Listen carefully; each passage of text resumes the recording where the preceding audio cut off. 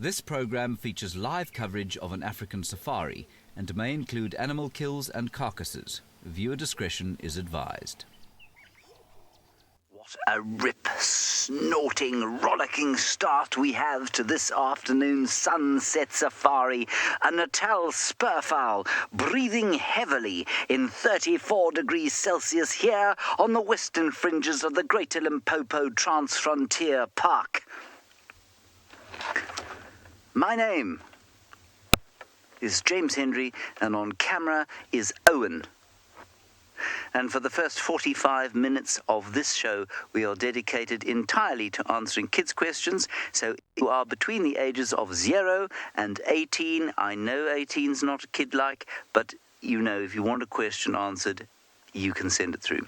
Kids questions at WildEarth.tv. Kids questions at WildEarth.tv. Anything you'd like to know about Africa, conservation, animals, or anything else to do with nature, we'll do our best to answer your questions. That is the Natal spurfowl. It was the only creature we could find before we started. It's a very impressive creature, in so much as it has a very, very loud voice. And in the morning, it's like hearing trumpets all around your ears.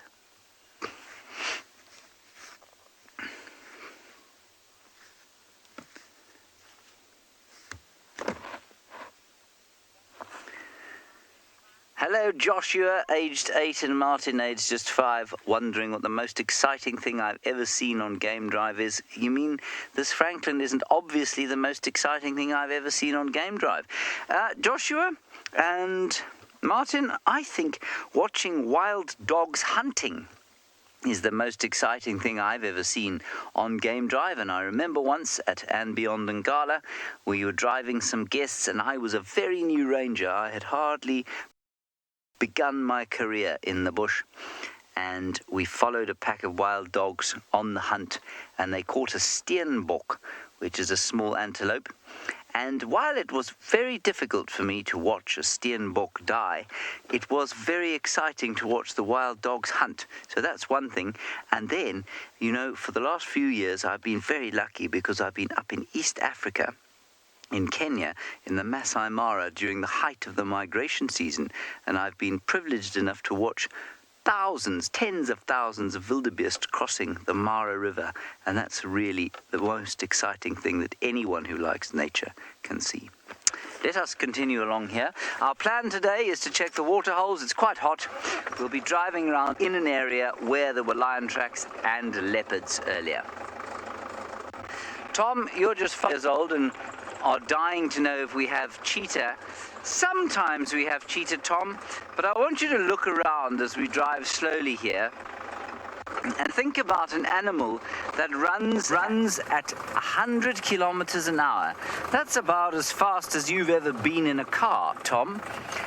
And you can imagine, if you don't have enough space to run at 100 kilometers an hour, you can get an injury. And so what that means is that this area is not the best for cheetah. And so we do have them coming through from time to time, but we don't have them very often because it's just not the right, what we call, habitat for cheetahs.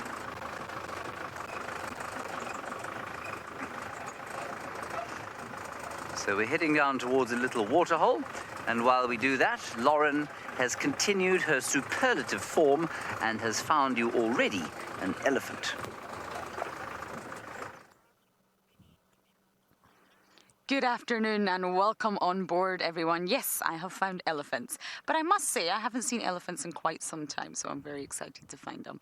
My name is Lauren. I do have Davy on camera today, and yes, I have been very lucky lately, and I'm not going to lie, I am going to find a leopard later on also, maybe even 2, and then I can give one to my catless friend, James. However, I think we're going to try and enjoy these elephants as long as we can, because it's been so long since I've actually seen them. It's been a very hot, sticky day, so of course they're coming down to the water to feed and drink. And it's so exciting. We have so many of you from all across the world. Canada. Oh, look at these 2. Youngsters. UK, including Bonnie, Scotland. India, Trinidad, Argentina, Mexico, Bahrain and Vietnam, and of course many, many more, including our very own South Africa. So it's great to have you on board with us here in this very moment, and I'm sure James has already told you, but please do talk to us. Send in your questions. Don't make them too difficult, of course, or then I won't be able to answer them, but I will try.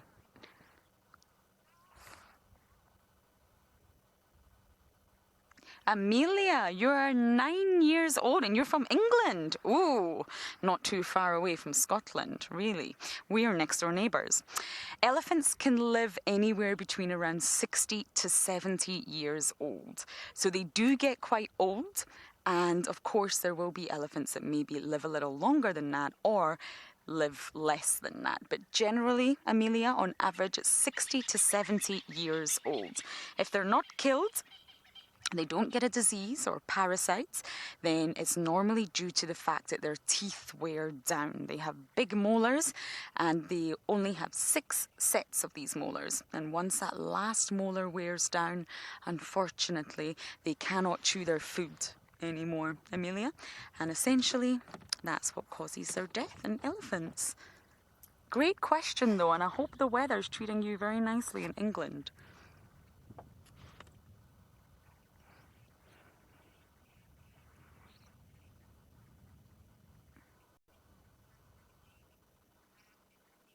Arabella, you're 6 years old in Canada. Wow.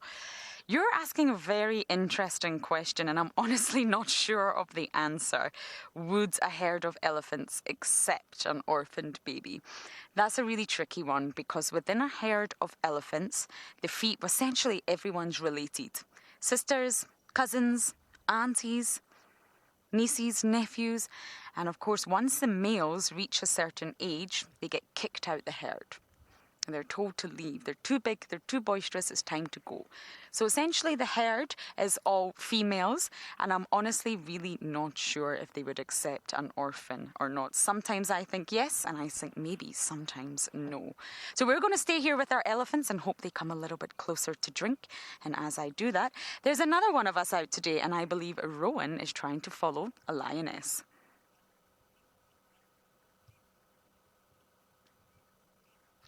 And you're not going to Rowan, everyone. I am not Rowan. I am Lauren.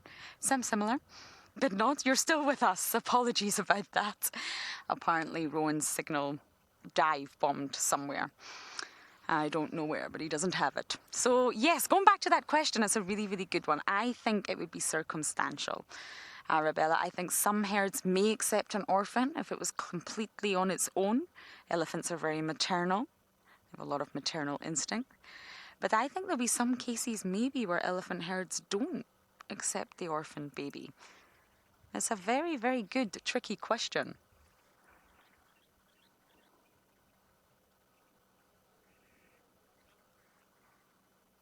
Grace, you're 7 and you're in Bahrain, the Middle East. Wow, we really do have people from all around the world today. Yes, elephants can have twins.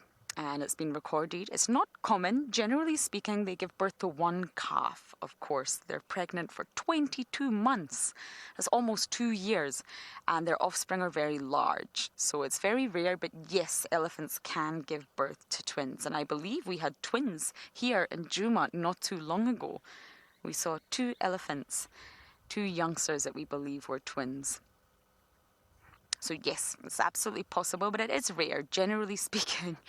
Have you seen this one swinging its trunk, Darby? Oh, it stopped. It was doing a helicopter with its trunk. The young ones have to learn how to use their trunk. It's a very complex organ, and they're not born with the knowledge of how to use it, just like us. We need to learn how to hold a pen, and then we need to learn how to write. This youngster needs to learn how to use his trunk, and that's why the young elephants have very short trunks. Gianna, you're 9 in Cape Town, and you're actually asking about baby elephants and their trunks. Yes, The trunks in young elephants will be very, very short. It won't touch the ground. You may have noticed this. And this is because they don't have good control and good coordination over the trunk, and therefore they may trip up and fall over and land on their face. So that's why it's very, very short, and it gets longer and longer as they grow up. And it does take them some time to learn how to use their trunk. There's more muscles in an elephant's trunk alone than there is in the human body. Can you believe that? It's very complicated, and it acts as their nose, their arm, their tongue, all combined into one organ. It's a lot more complex than it looks, and of course elephants really need their trunk. It's very, very important. They use it in communication, to touch one another, to smell, to go swimming and snorkel, to pull things off the ground, slap it on their head, and then pop it in their mouth. They use it to drink, like a ginormous straw.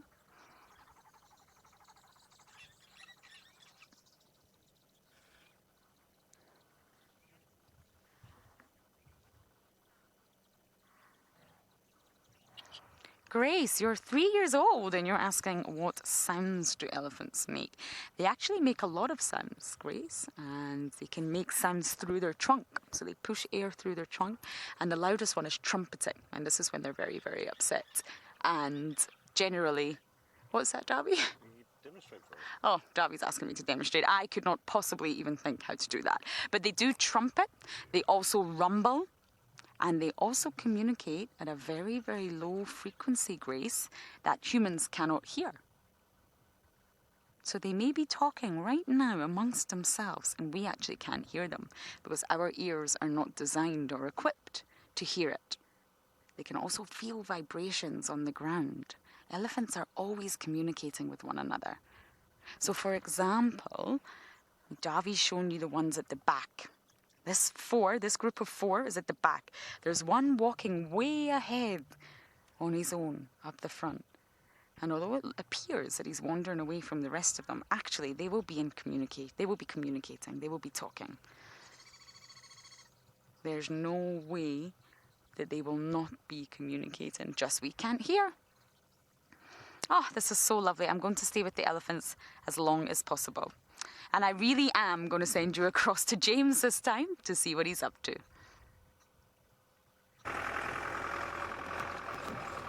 We are driving now up towards the northern boundary of the reserve, and then we're going to go to the far east. I was also rather hoping to get some elephants at a waterhole. We might not. We might get lots of other interesting things. Anyway, that's the story of the drive so far. I haven't managed to find anything too interesting just yet, but hopefully that will come with patience and fortitude.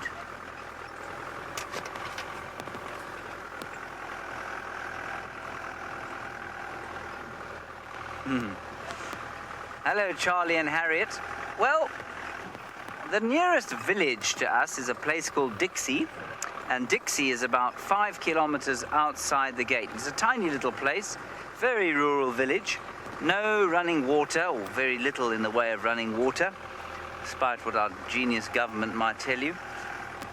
Nothing, some electricity, like very small shops where you can maybe buy a couple of packets of chips, some shoe polish, maize meal, a couple of cold drinks, chickens maybe, live chickens, that sort of thing, so very little. And then there are a number of those villages, sorts of villages, very pretty little villages, on the way to a much bigger place called Acorn Hook, which is quite a big town.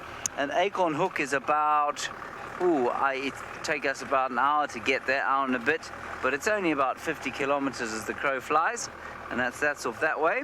And then there's Hoedspruit, which is slightly bigger. And so if we want to buy food and that sort of stuff for the camp, we get it delivered from Hoedspruit. And it takes about an hour and a half to drive to Hoedspruit. And during this lockdown period, we were very worried that we weren't going to be able to get food, and so we bought a whole lot of canned pilchards. Do you know what canned pilchards are? I don't know if you like canned pilchards. I quite like them. Most people don't like them at all. But we were going to eat canned pilchards if we couldn't get our food delivered, but very luckily the shop that we buy from is able to deliver food to us, which is lovely. So we get all the food we need here in camp from Hoedspruit.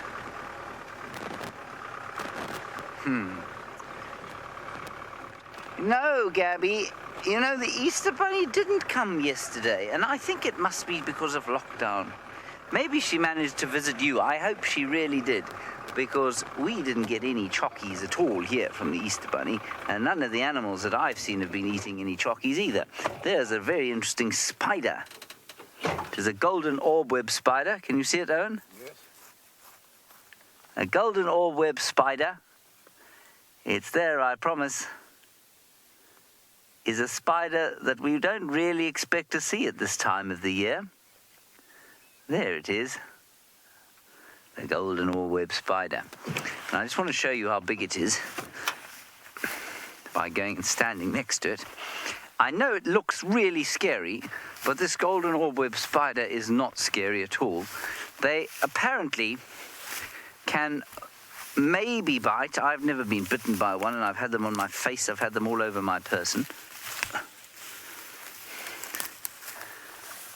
But they look terrifying, don't they? Oh, dear. And there, she's gone off to the top there, Owen. And so you can kind of see, she's about the same size as my hand. That's Mrs. Spider.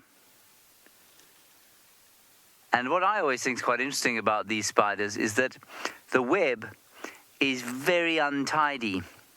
If you look at a bark spider, all of these strands that go in the spiral around the web are very, very neat. This spider looks like it had been turning circles and got very dizzy before it made its web. And I'll just quickly show you one more thing about it. That's Mrs. Spider, the big one. And then, oh, next to my finger here, you see there? That's Mr. Spider there. He's a tiny little fellow.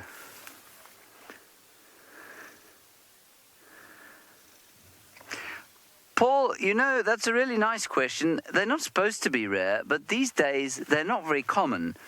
And I think it's because we had a very big drought a couple of years back. And that very big drought resulted in a lot of these spiders not coming out. And very few survived that year. And I don't think that the population recovered or has recovered yet, because it used to be that in January and February, when you drove around an area like this, you found hundreds of those spiders. But these days, they seem to be quite rare. So they're not supposed to be rare, but these days they are. So if an area experiences drought, I think you find the spiders like that take a real hit. Anyway. There they are. Beautiful spider. And now coming back to the center of her web because I am gone.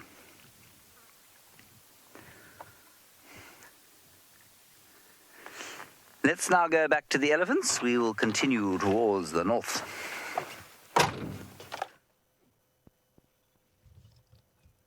Good luck in the north, James. I think I'm going to go south. James and I have a conversation before every drive. Which way would you like to go? And it normally ends up in us both saying one of us will go north, east, south, west, the other will go west, south, east, north, and meet in the middle. So good luck.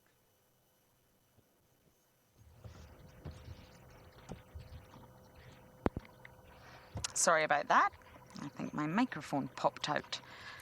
Once again. Oh, we've actually had more elephants join us, and you can see this little youngster on the ground like this. I was saying to Davy, I often think elephants, no matter what age they are or what size they are, lying on the ground. It's funny.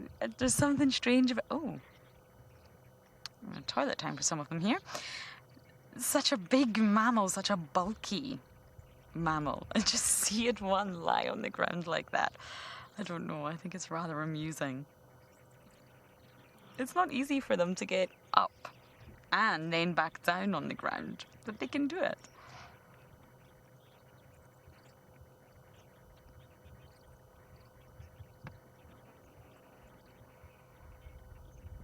Elizabeth from Belgium, and you're 12. I think you are asking, when is an elephant considered an adult? When is it fully grown up? I hope that's your question. Normally, elephants, females, become adults first, if you like. They grow up faster before the boys. Typical. Boys take a little bit longer to grow up, but essentially, a female elephant can start mating quite young.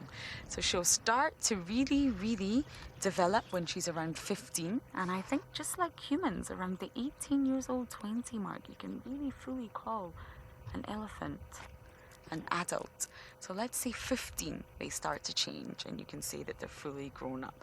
But sometimes elephants can start mating a lot younger than that. So it really all depends on when they're fully ready to mate. There's elephants as young as 9 that have been known to mate.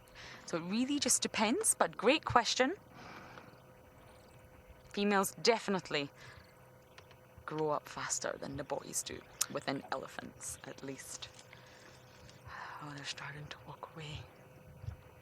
I think we can catch them though. Once we lose sight of them, we can drive around and hopefully catch up with them.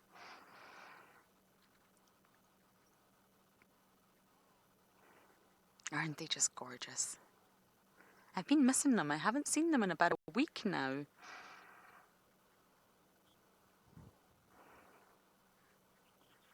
Harry, you're 7 years old and you're also from England, my neighbouring country. Good to hear from you. You're asking how big are elephants when they're born? Well, after 22 months in the womb, they come out very big. They normally weigh around 100 kilograms. So that's about 220 pounds. So they're very heavy animals when they're born. They're not that tall, but you can imagine how tricky that must be for the mum, giving birth to a baby that's 100 kilograms in weight. Wow. So they're already very big, and then as soon as they are born, they continue to grow. They will suckle from mum, and they will slowly get bigger and bigger and bigger. An adult elephant's trunk can actually weigh up to around 140 kilograms. So that's almost 300 pounds. So a baby weighs under the size of an adult elephant's trunk. Isn't that incredible? You see how they're using the trunk as a straw to suck up the water and then they put it in their mouth?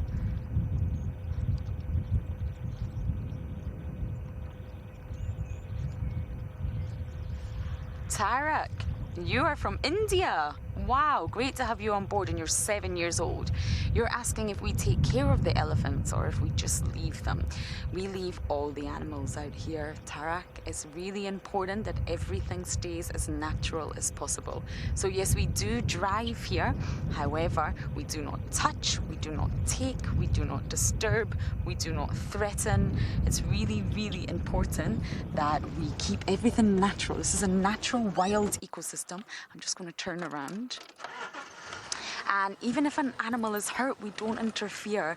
And I know that might sound very difficult for some of you, but unless it's been caused by a human, if maybe a human's hit the animal with a car, or there's a snare, or there's been some sort of injury due to human, then we would help. But otherwise, we have to just let nature take its course. It's really important that nature takes its course out here. The more that humans get involved, the more problems occur. So sadly, if something happened to the elephants, it was completely natural, then we absolutely would let it be. And it sounds sad, but nature is nature.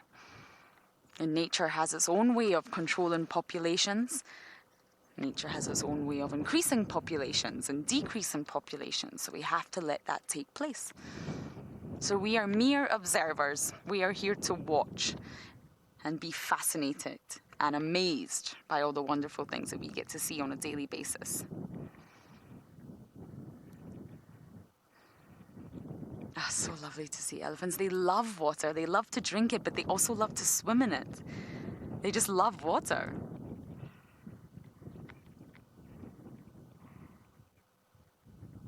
And you can see they're flapping their ears. They're keeping cool. They're using those big ears as air conditioning units to keep cool on this very hot day.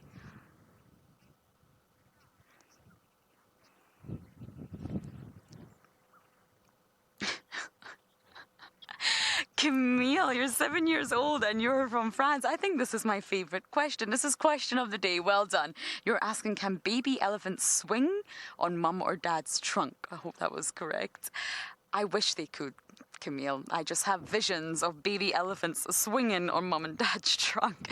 But sadly, I have never witnessed this, and I don't think they do this. They do touch with their trunk. Elephants communicate. They're very tactile. They touch one another all day long with their trunks to communicate and sort of understand how one another is feeling. But sadly, the babies do not swing on mum and dad's trunk. But that is question of the day, and I really wish they did. The trunks are strong, though. I'm sure if a baby elephant tried to sit on mum's trunk, it could probably hold them. When they're very, very young, of course. And when that youngster was lying down on the mud there having a little snooze, mum did not leave its side. Mother elephants are very, very protective over their youngsters. They're great mothers. They spend their whole life preparing to be mothers. And to carry a baby for 22 months is a huge investment. Huge investment. It's over twice the length of time as humans.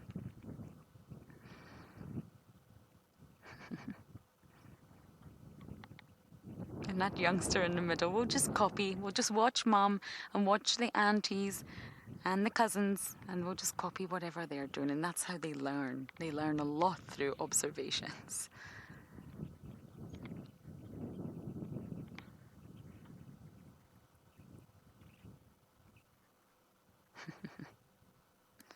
And they can drink a lot in one pool.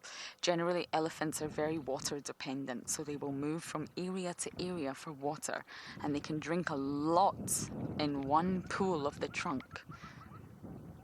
12 litres for an adult in one pool.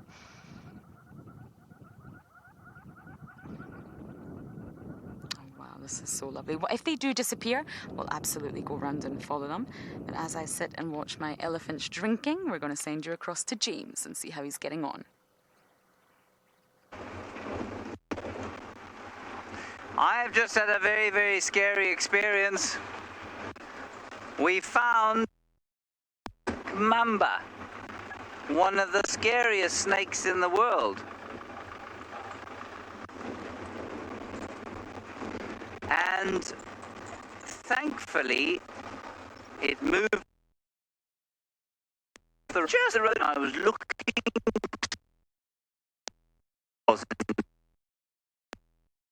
away.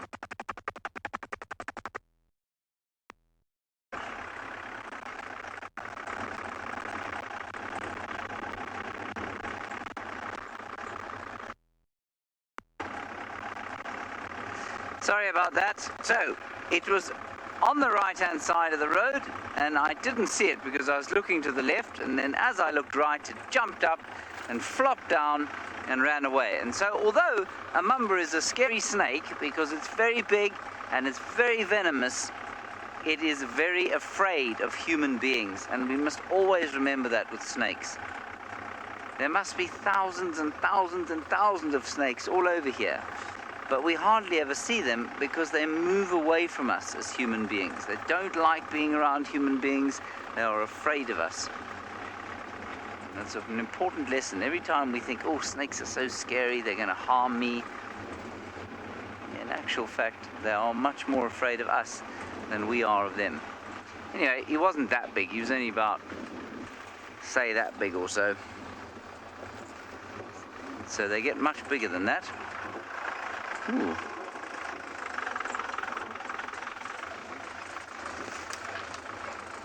So we're now going towards this waterhole where I visit just about every drive. And we always see the hippo. Sometimes we see other things.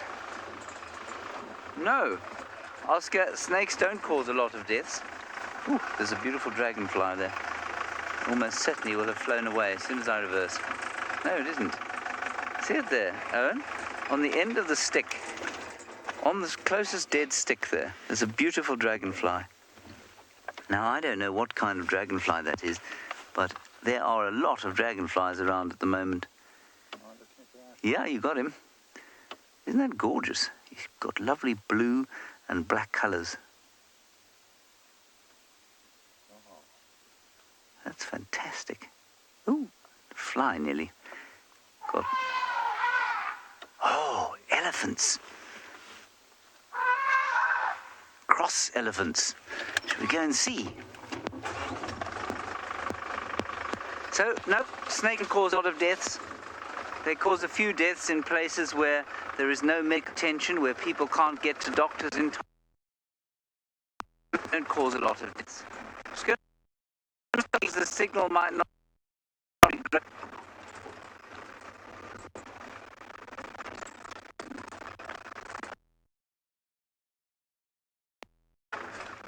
They're just in this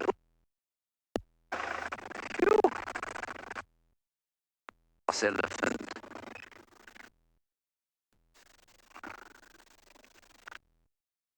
To see what's going on, there's a cross bull just in front of us. And that's who's shouting. And it's often angry bulls, young bulls who are having tantrums that create a problem. So that's also a young bull, I think. He's very calm. He's just walking along and he's throwing a bit of sand on himself. And then there's a very irritated chap to his left. He's behind a bush at the moment, but I think he'll come out shortly. Now, remember that there is no stage, or very few stages, where if an animal is angry with you, that you should hang around. In this case, the elephant is not angry with us. It was angry before we got here even. So we're not worried that he's going to attack us because he's a youngster. But just remember that when you're in the wilderness, and if an animal shows that it doesn't like you being around, it's not a good idea to try and force the issue. It's a much better idea just to move away and let the animal have its space.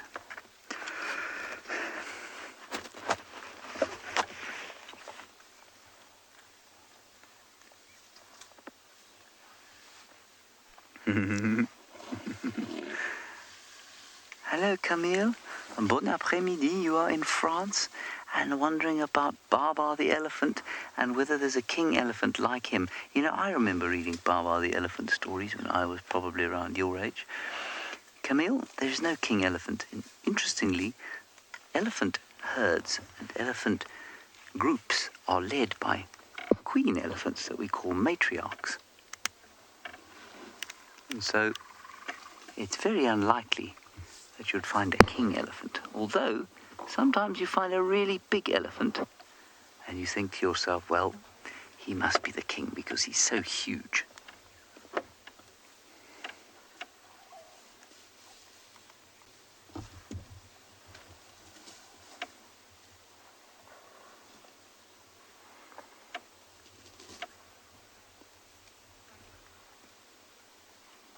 I think I can hear some elephants having a swim.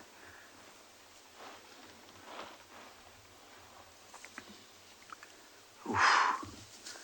Josh and Ben, I don't know what the largest tusks ever recorded on an elephant are. I don't remember what the weight was. I think they were somewhere around about 60 kilograms, which is obviously very heavy. It's just slightly lighter than I am. So two of me hanging on the face of an elephant bull must have been pretty tricky. Okay, I'm going to drift forward here. I think that's the elephant that was making a big fat noise. But I can hear others having a swim. So I think let's drift forward slowly. These two guys are having a little bit of a fight. You see them? Okay, can't see them.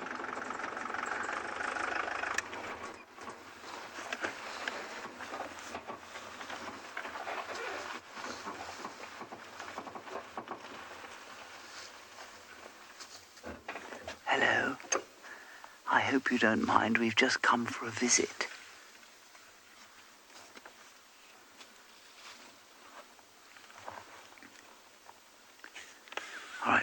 across to Lauren. She's also got 2 elephants that are playing. They're probably also doing backflips. I've managed to catch up with my herd, and we just had a female come out in front of us. So we're just keeping an eye on her. She seems completely relaxed. She's feeding about 10 meters away from the car, 30 feet. But we do have 2 youngsters. Have they stopped playing? They're being so naughty. One was mounting the other one. They're wrestling, they're tussling. It's not aggressive. They're just playing. They're young. And they're just having fun. It's difficult to tell the sex of young elephants. It's easier when they're slightly older. But elephants are not the easiest animals to identify. Their genitals are not so easy to pick out. Shall I reverse, Dobby? Yeah, let's go a little bit. Okay, we're going to try and reverse a little bit. We do have that big mama in front of us. Or maybe we shouldn't. They're very relaxed. We've got this female here. You can see oh! Terrible twosome.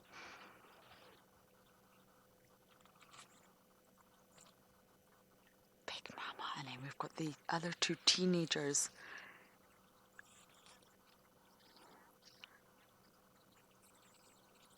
Monty, you're 12 years old and you're asking how many stomachs do elephants have? Wow. Elephants have 1. All animals actually have 1, even the ruminants. So when we talk about ruminants having 4 sort of stomachs, it's not actually 4 stomachs. It's 4 compartments of the one stomach. So ruminants are very, very unique, and they have 4 compartments that the food travels from. Not just one singular compartment, but it's not actually 4 stomachs. So elephants only have 1 stomach. They have a very simple digestive system, and they're really not good at digesting. They're actually terrible at it. They eat a lot. They're bulk feeders, so they eat and they eat and they eat, a bit like me. I've ate all day today, and they don't digest it well. They only digest about 40% of what they eat. So they poop the rest out, and that's why the elephant dung that we touch is filled with plant matter. It's been through the elephant's stomach, but essentially it's just not been digested, or it's only been partially digested. So very relaxed, Mama. Can you hear them pulling up the grass?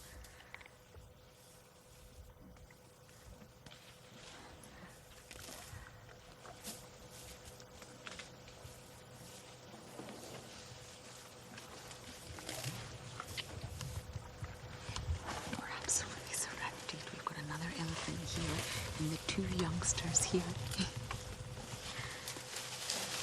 Look, she's coming out, Davy. This is a young female. She's smaller, but you can see her big mammary glands. Hello, Mama. Hi. You're gorgeous. The youngster's coming, Davy, underneath her. See? Underneath her. Hello. You see that nudge? Nudge. Mama nudged the youngster with her trunk. Look, can you see that? Pushing the youngster with her trunk. Telling the youngster which way to go. Don't stop, don't stare, she's saying. Look at these 2. Good afternoon, terrible 2. Oh, young elephants can be hilarious. Mamas are always watching, always got their eyes on their babies.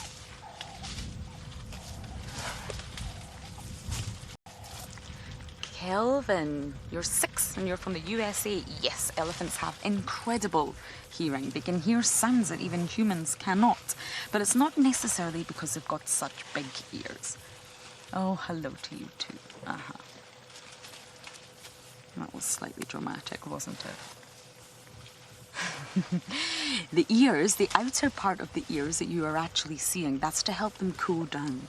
That's not for hearing. The part of the ear that's for hearing is on the inside, just like humans. And that's how, essentially, hearing operates. But that big... Oh, yes. This is so sweet. I don't know where to look. We've got another youngster here. We've got elephants here. I don't know which direction to turn. So that big piece of ear, that flap of skin that's very, very thin, that's flapping back and forth to help keep them cool. That's not for the hearing. That's for temperature control. But yes, they do have incredible hearing. They can communicate over great distances.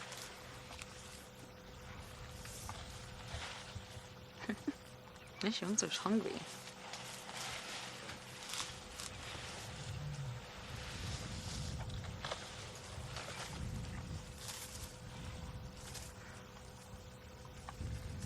Dara, you're 3 years old and you're asking, do elephants sneeze?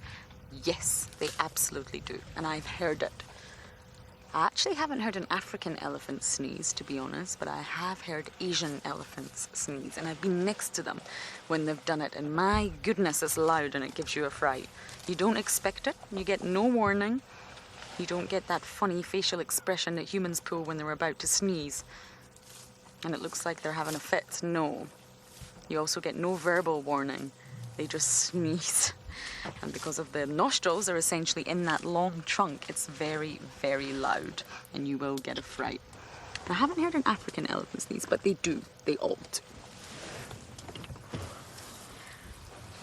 They're very relaxed around us as well. They're very habituated to vehicles, and you can see that they're not threatened. We're not blocking their path. We're not disturbing them. It's been a lucky day for Ellies. So as I sit with my elephants, we're going to send you guys across to James with his elephants.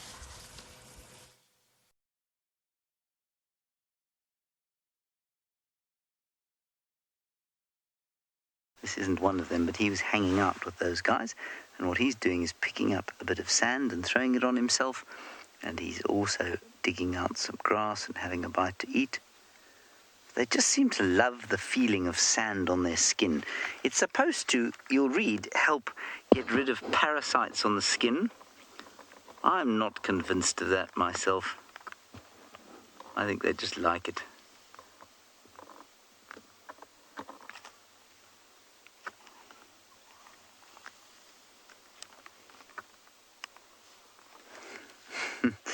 Yes, Juggly, aged 8. Elephants can certainly break a car if they want to.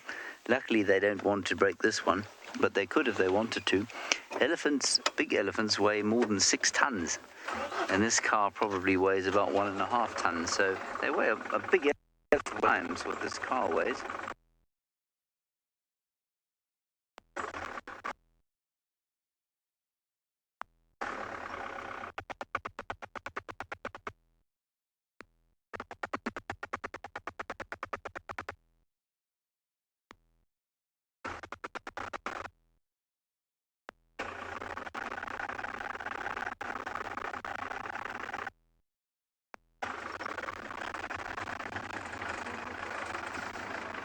Here's an interesting little group here. I'm just going to move out their way. A young cow and her youngsters. There's a tiny little baby there, minute little thing. Can't be more than a few months old.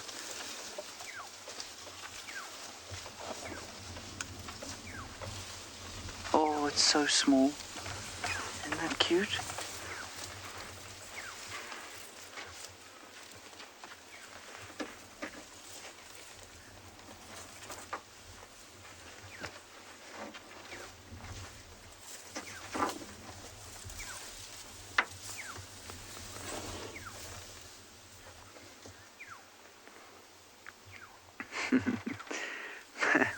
Max, an elephant's brain is huge. I forget how many liters an elephant's brain is, but it's about, I can show you with my hands. It's sort of like like a flattish sort of a pie, and then it gets big at the back. So it's kind of roundish at the back, that size, and a big ball, and then like a flat pie in the front. It's huge. I can tell you, however, that it has got 250 million neurons in it. 250 million neurons. You as a human being have got about 100 million neurons in your brain. So 2.5 times as many neurons, and neurons are the cells that a brain is made of, 2.5 times those that humans have. I know this is not the best angle, sorry Owen, but if I start the engine I think they'll get a bit of a fright. Owen is now doing a lot of acrobatics in order to film these elephants.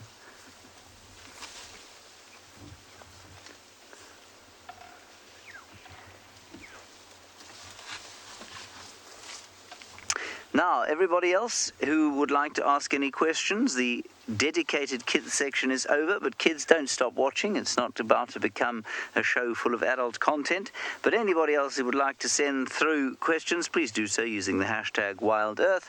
Otherwise, you can use the chat stream on YouTube or on Twitch if you happen to be watching on Twitch. I have never been to Twitch myself, but I know that we do have quite a few viewers watching from there. It is largely a gaming platform as far as I'm aware.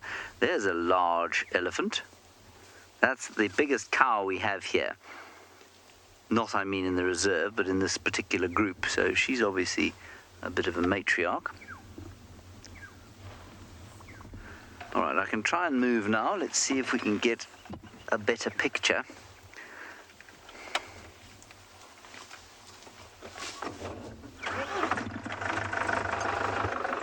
And then, if you are enjoying these safaris, and I know that we have a much larger audience than we have had for some time, you can help us out by going to wildearth.tv/support. That's wildearth.tv/support. There's the tiny little elephant.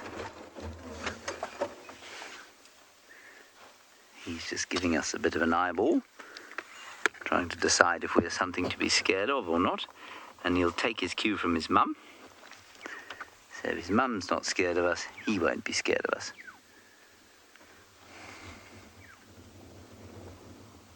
Oh, so small.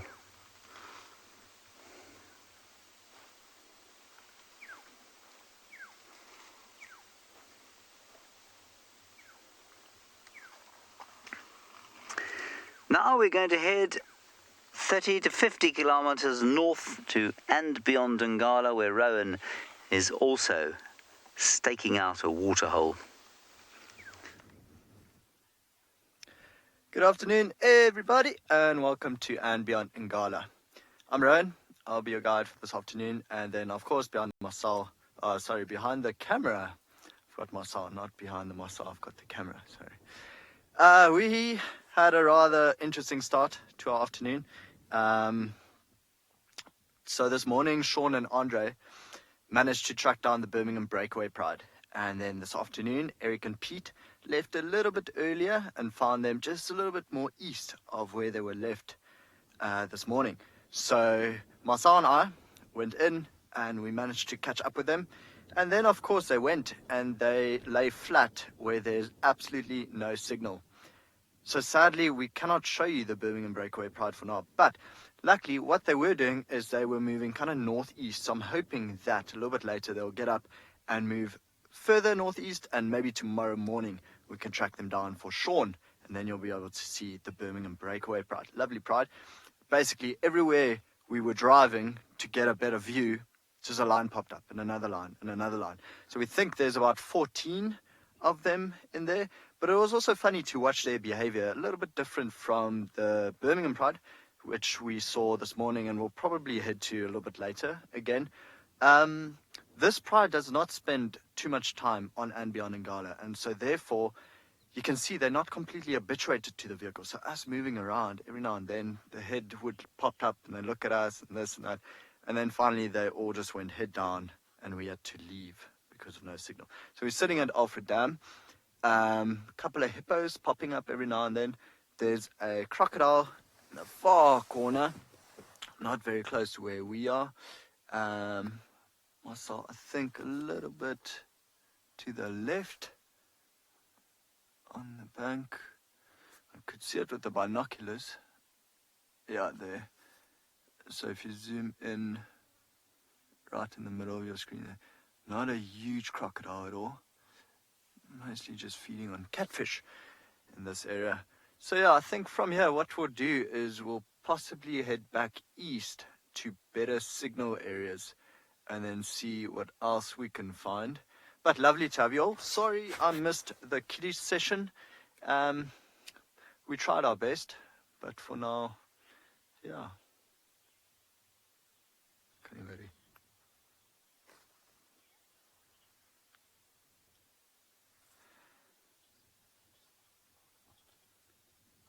Kirst, I can't hear you at all. So Kirst is trying to feed me a question, and I can't hear anything that Kirst is saying. I'm struggling with that a little bit.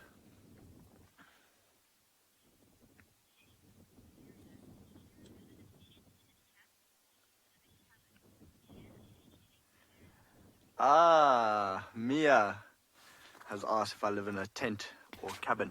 Mia, I live in a concrete room. It's basically like a long house, split into three. So Andre is my neighbor on the left-hand side, and then Sean is my neighbor on the right-hand side. So I'm right in the middle. But no, I don't live in a tent. However, I work at the andBeyond Ngala tented camp. So Mia, if you ever feel like visiting me, you'll be able to live in a tent in Africa. How cool would that be? Marcel lives in one of our tents at the moment. It's very nice. For that, we make him cook every second or third day. Okay, so for now, while we head further east, I'm going to send you back to James and Djuma, who's got a very cute baby elephant.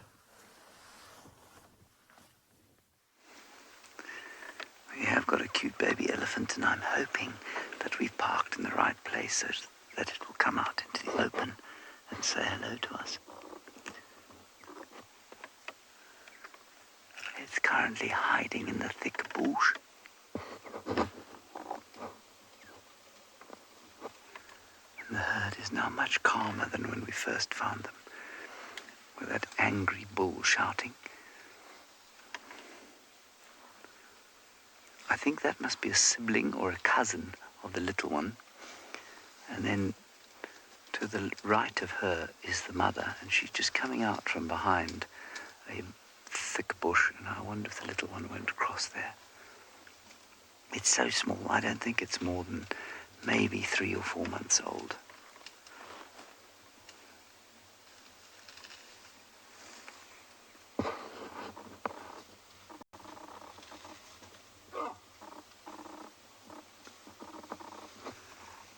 Hello, Ethan in Australia. Here it comes. Elephants look like they're crying because sometimes when they're feeling a bit stressed, they secrete from a gland. It's a gland which is like a sweat gland or a tear gland, but not quite.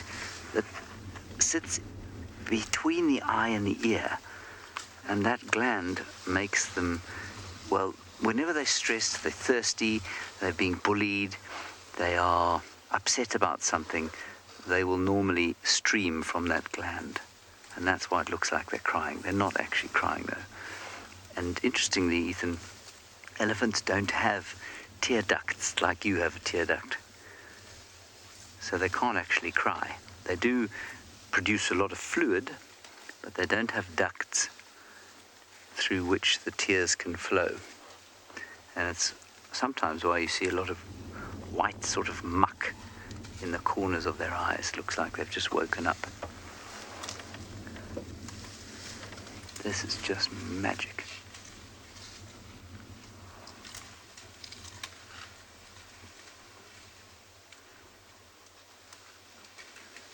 So that little one will be exclusively on milk at the moment, but will be attempting now to start to use its little trunk, which will be absolutely hopeless.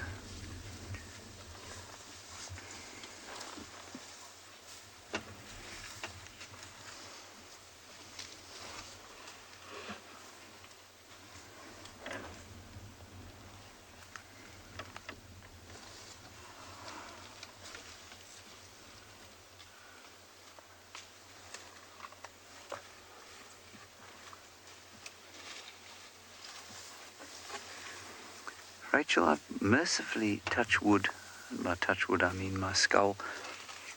I haven't had a lot of terrifying elephant incidents.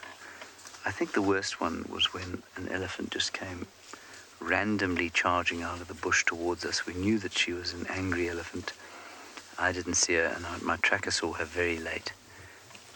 And she came bolting out of the bush. We were just driving along, and she got pretty close to us before I managed to drop down a gear and go over a heavy bump, which if I'd hit hard would have thrown the guests out of the car. And then we drove away quickly. So I think that was the scariest one. There have been a few on foot,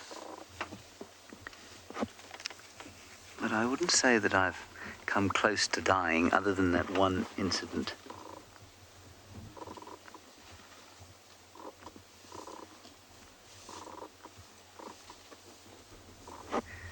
You see it trying to use its trunk there, and how useless the implement is.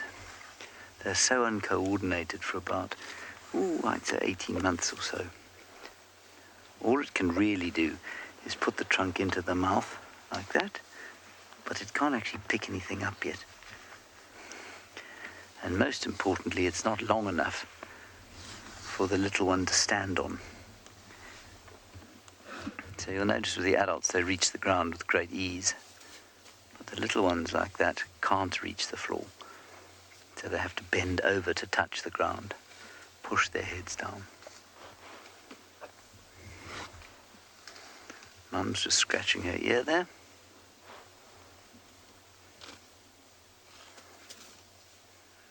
Oh, that's cute. Playing with the grass, it's like living in an enormous playroom out here.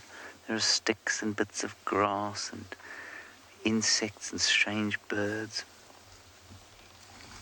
James, I don't think the animal behavior's changed because of lockdown, no. I don't think 2 weeks is enough time for us to say whether there's been any kind of behavioral change in the animals. I will tell you, though, that over the course of many years, now I started at Ngala in the year 2000, yes, way back then, the year 2000, and you did not go into an elephant sighting there unless you had a forward escape route, and you did not let them get both sides of you, like we've got these elephants both sides of us. You just simply didn't allow that to happen because they were just not happy most of the time. So, and often you'd see elephants and it would be a fleeting glimpse of them running. We think that's because of the culling program that only finished sort of 4 years prior to that. And so elephants were naturally terrified of human beings. But we were very nervy around elephants always. And that has changed profoundly over the last 20 years.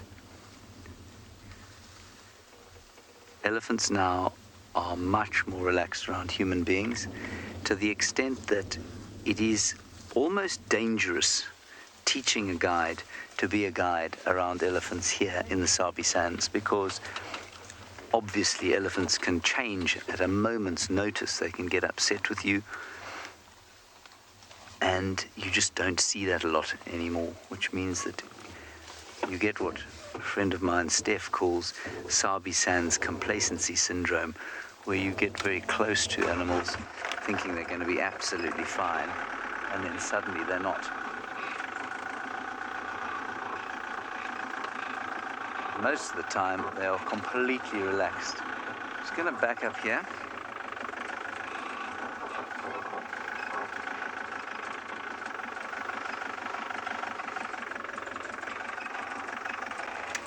Hello, Monty. Monty, I'd say that baby elephant was about 3 months old. It's difficult to say. I wouldn't put my money on it, but I'd say around 3 months or so.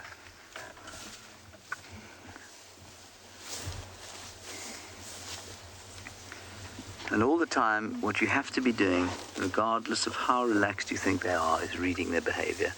Are they showing you any signs of discomfort? Are they stopping to listen all the time, stopping to smell? Are they lifting their heads, twisting their trunks towards you? And at the moment they aren't, so we're pretty relaxed. I don't know what the little one is trying to do there. This is a sibling or a cousin, quite possibly a sibling coming to say hi to Mum. And maybe even protecting the little one there. Extremely protective.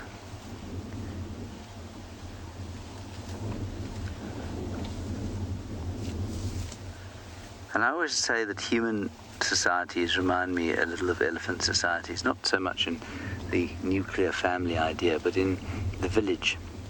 That old saying that it takes a village to raise a child, and it really is borne out, especially in the rural villages just outside Djuma, where as soon as a youngster is born, aunts and cousins and sisters all muck in to help the mother, and so she doesn't take on this utterly exhausted and pained visage that you see amongst city mothers. And elephants are very similar, where young female relatives will help immediately on the birth of a new one. All right, we're going to wait for him to come out behind this termite mound. You're going to go to Lauren now and look at an arachnid.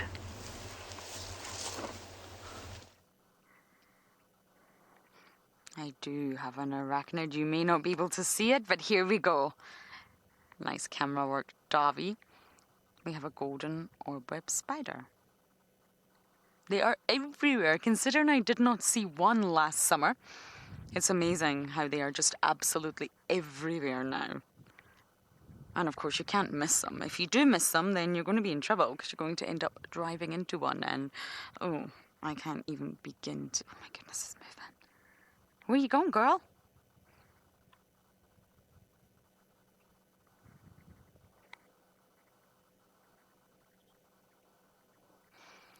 Tom, you're 5 years old, also from the UK. Yes, you are right. Not always, but very often, Mrs. Spider eats Mr. Spider. Isn't that funny? Oh, there's a citrus swallowtail almost flew into that web. Wow. So yes, Mrs. Spider can get very angry and upset sometimes when she's hungry. I'm a little bit like that as well.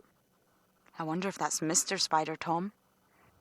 It's very difficult to identify the males because they're so small. It could be. Look at the shape of the legs, very much. Look how small the males are in comparison to the females. That is Mr. and Mrs. Tom.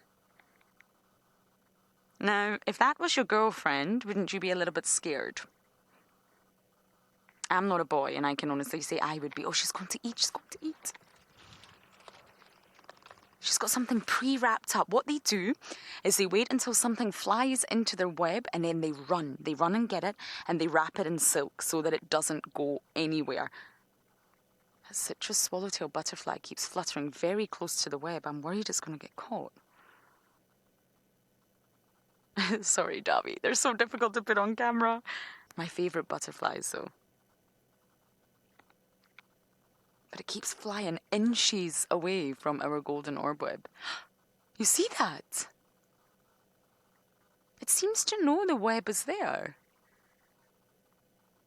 I know, I really hope it doesn't get stuck. It seems to fly directly at the web and then realise it's there and navigate away. Butterflies have incredible vision anyway. I wonder if she can see it. And she's that accurate she can actually miss the web, because the golden orb web spider's web is so strong. Oh, Mister, are you coming in for food? Because this is a dangerous move. But that's sometimes what they do. It's actually mating season for the golden orb webs. And the males intentionally wait until she's occupied with food, until she's happy, she's no longer hungry. And that's when they mate with her. Let's just wait and see what this male is going to do.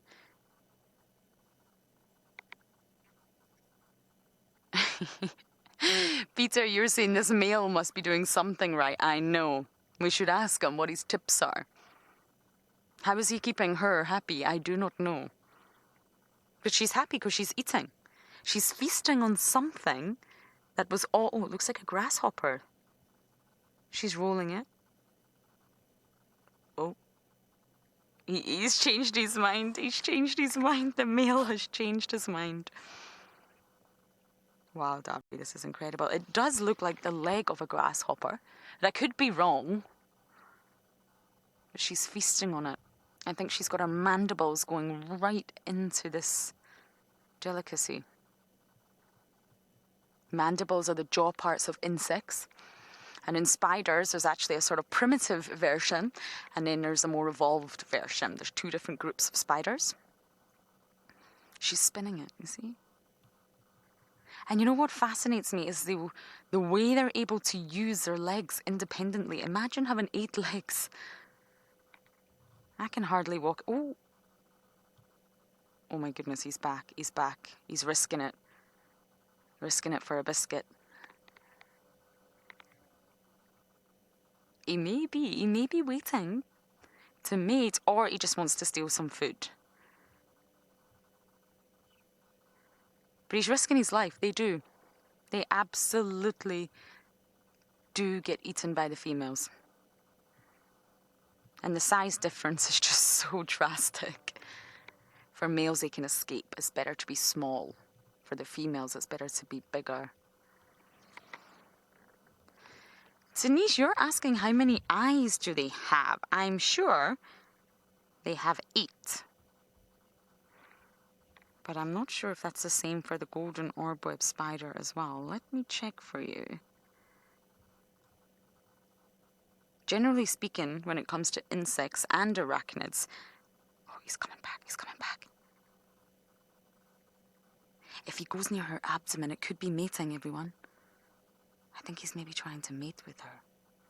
This is risky business.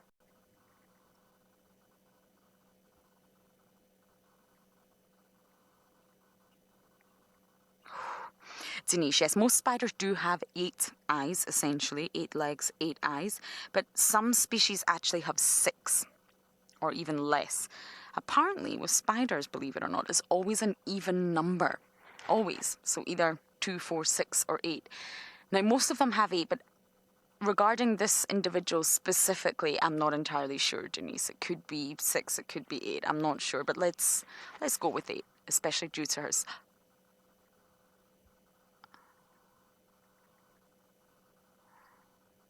My heart's in my mouth here. Imagine if we see Missy Spider eat Mr. Spider. Oh dear. That gives hope for all couples around the world.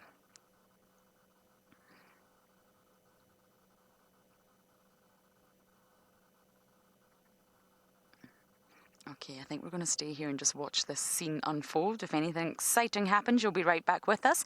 But for now, we are going to send you all the way across to andBeyond in Ngala to see what Rowan is up to.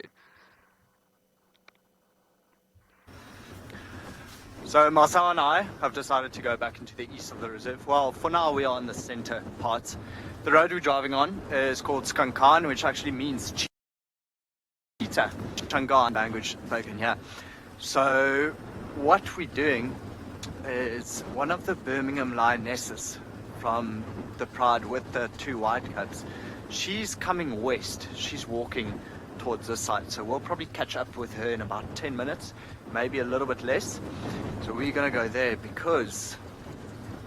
No, actually, I don't want to break the surprise, but definitely keep tuned in because this might be magic. But for now, yeah, we're just driving back east. We're going to head down into the Timbavati River soon. You never know. Might see elephants drinking. Might see some giraffe. Might actually even find a cheetah on Skankan Road. Wouldn't that be amazing? Just the temperature is dipping now a little bit, luckily. I mean, it was 31 degrees a bit earlier. I think about 82 Fahrenheit. Very, very warm.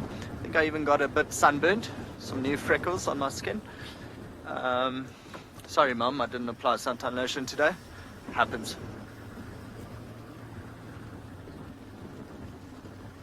Lila, who's only 7 years old, wants to know if she can camp when she comes on safari. Lila, depends on where you go.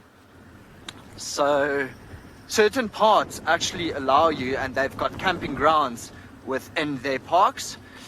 Sadly, on andBeyond in Ngala, you won't be allowed to camp when you come on safari with us. Although you do live in a tent, well, basically a tent structure. Think of it like glamping, so glamorous camping, which is actually a lot better than camping once you reach a certain age. Lila, I hope you camp in your garden. I know when I was 7 years old, I made my poor dad pitch a tent every second or third weekend, and I camped in our garden. And then by about maybe 12 o'clock at night, sometimes even 11, sometimes I got a bit scared being outside on my own, and then went and slept in the house anyway. But yeah, Dad would just make the tent again in another 3 weeks, hoping that, and then maybe by the time I was 8, I would spend the whole night. We also had big dogs then. I think we had 2 big Dalmatians called Brutus and Portia. Lovely dogs. So that helped a little bit. Righty, so we turn left here and then go into the Timbavati out the other side, takes us onto a road called Devonshire. And this lioness seems to be moving towards Devonshire Road, so we'll link up with her soon. But for now, while we are going in that direction, I'm going to send you back to Lauren and her garden orb spider. If you missed it this morning, ask her about plugging.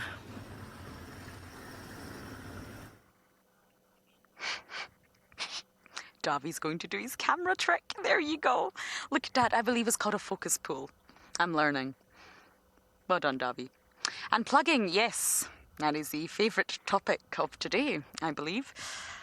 Spiders have a risky life. I can't say it's easy to be a spider. I would much rather be a female spider than a male.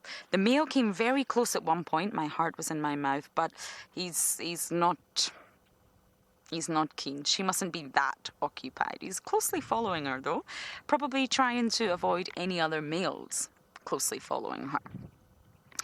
And I have to say, from all the sort of learning I have done recently to do with spiders, I really feel sorry for the males. I really do, genuinely. Oh, can we see the eyes? Yes, we can, everyone. There's 8. Look. 1, 2, 3, 4, 5, 6, 7, 8.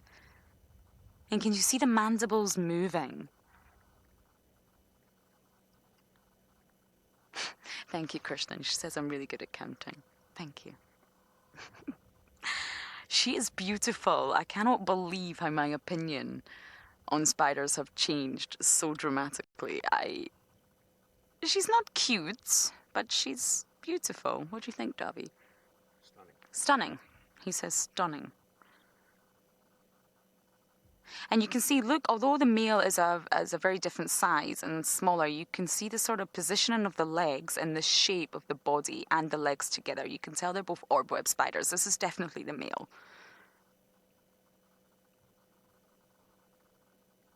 She's always upside down as well. Life hanging upside down is definitely not the life for me. So we're going to continue cruising down the Mulawati to see what we can find. And for now, we're going to send you guys across to James and his elephants. We're still with just one elephant. The others have all crossed to the north, including our little baby one. And so we're with this young bull who's lurking on the fringes. And one of the things that I was saying earlier was how similar their society can be to a village out here. If you drive into one of these villages, in fact, any human society really, where you'll find young males separating themselves from their families to go off and, I don't know, lurk around the shopping mall or what do young guys do these days? Play a game, play a soccer game or a tennis game or whatever it is, or just lurk about outside and look morose.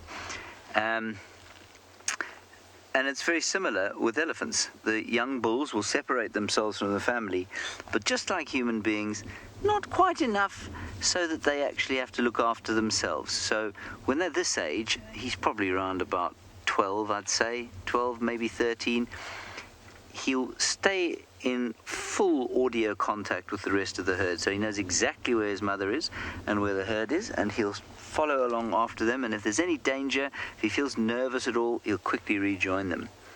And slowly this process, just like with humans, slowly the detachment becomes more and more and more permanent, and eventually he goes off on his own. And that's where the similarity probably ends, because I don't think he's ever invited home for Sunday dinners and that sort of thing with his new family, because of course bulls don't have families, they live on their own. But a lot of parallels, I think, with human society. Hello, old buddy, old pal.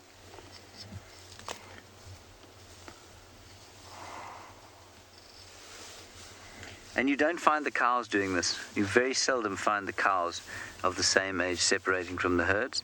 They're already in the business of looking after the youngsters, corralling them, protecting them, helping them out, picking them up when they fall over. Bulls not interested in that sort of stuff. Females do all of that. So it's a very stratified kind of society.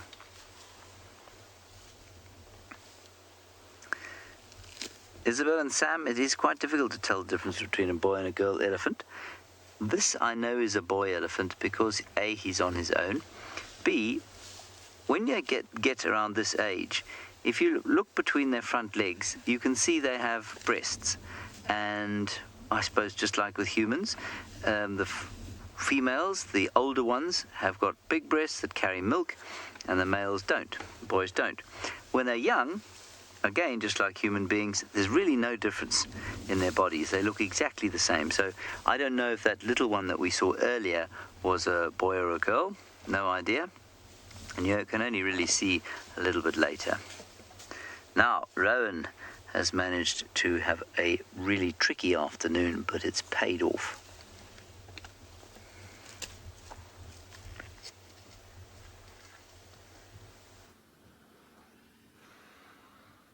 Okay, so we managed to catch up with this lioness, and lo and behold, it's the sub-adult lioness, the young, Birmingham young lioness. She's following a path right to the river, and guess what? She's eaten. So, our plan has now completely changed. We are going to follow her, and hopefully she goes back to her den. I don't want to jinx it. I am myself very, very excited. Stunning animal, really very muscular, very large, beautiful. She's walking right down this path that will eventually lead her straight to her den or to the Timavati River. And yeah, like I said, we're just going to keep up. So ahead of us we've got Eric and Pete. Eric is in the back seat. He's busy training Pete, who's in the front seat and driving. Eric is camera shy, so he might just back down. Yeah, she's going straight west. I think, I'm glad to hear everyone is super excited. I am myself very excited. So in a bit, so she's turned off this 2-track, and I think what she's doing is just finding the straightest route back to where we think she might be hiding her cubs, where she's denning. So I read a very interesting article today. Just before we get there, we'll give you a very nice view of her again soon. She's walking straight into the sun, and it is just phenomenal. Apparently, lions are very endangered. I think these are all estimates, but there's about 22,250 wild lions left in Africa, which means there are nearly 350,000 people per one lion. How is that?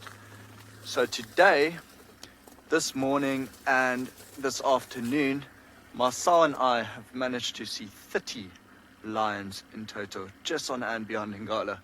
So really just a phenomenal day, because she's come in behind us. She might. Marcel, you got her? Marcel doesn't have her yet. It's coming soon.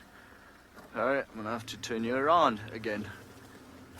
I'm just trying to keep up with her as much as possible, but really, like, just incredible lighting on her eyes. Very focused, determined walk.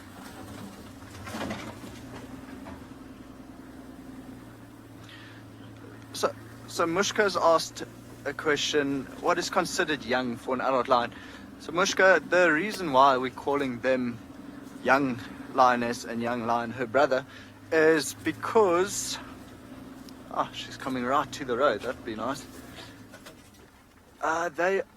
This is her first litter of cubs. So she's still under 4 years old, and she's never given birth before, or scared a few crested francolin there. Yeah, so this would be her first litter. And it's just because of that, they are still considered sub-adults. Well, I guess now, because she's given birth, she could be considered an adult. Sure, a very good question. Not cubs anymore, because there are the new age cubs. I'm excited. I'm so excited to just see her walk into her den. Keep in mind, we don't know what's going to happen. We've never seen these cubs.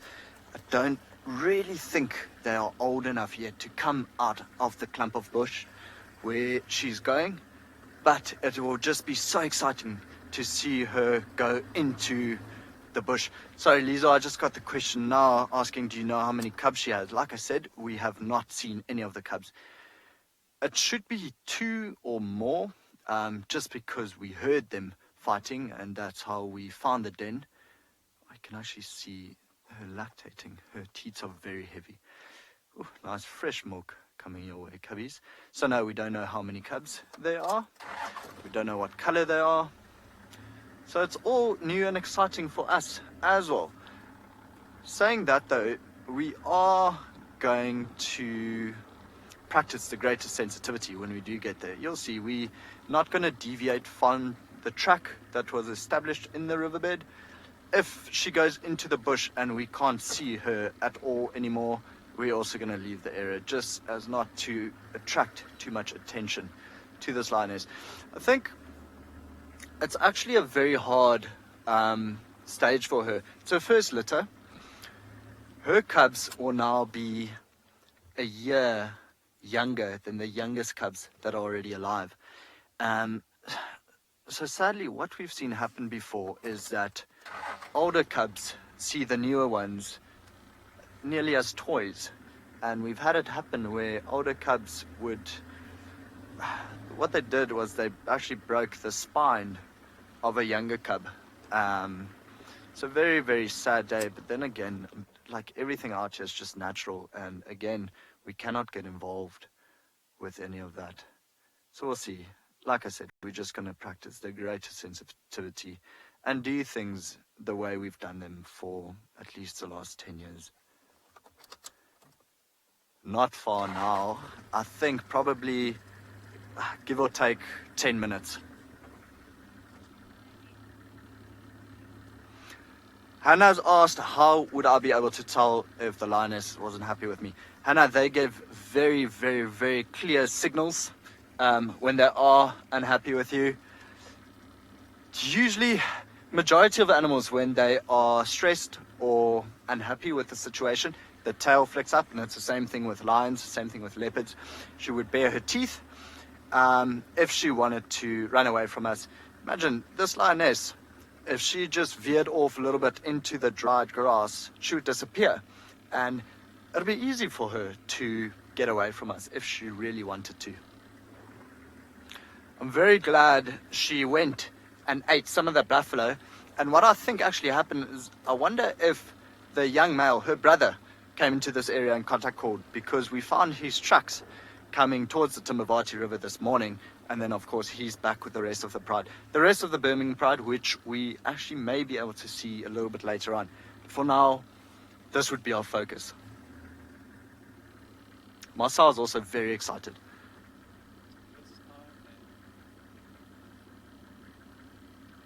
It's quite cool just watching that black little ball of fluff on the tip of her tail swing from side to side, almost hitting the paw every now and then. So of course that is a follow me sign. So once her cubs get a little bit older, she would lead them through the grass with her tail. They would be able to focus on the tail and the black tips of their ears as they walk through the grass, and be able to spot their mother a little bit easier. So for now, while we're following, Lauren's got a Kingfisher, so we're going to send you back to Djuma.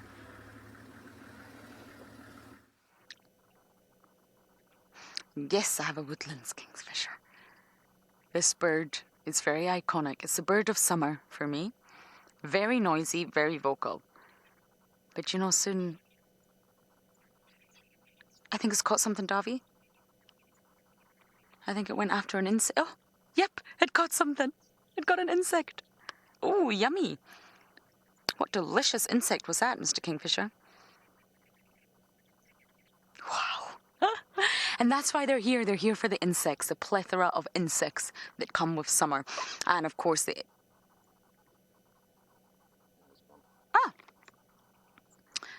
well, there you go. I actually just want to point out a tree, the same tree that the Kingfisher was on, because I spoke about it this morning and I didn't manage to highlight it to anyone. So those of you who were on the drive this morning, we have 2 leadwoods here, Combritum and Berbe, and we spoke about the sort of bark pattern. Someone asked us how we recognise a leadwood.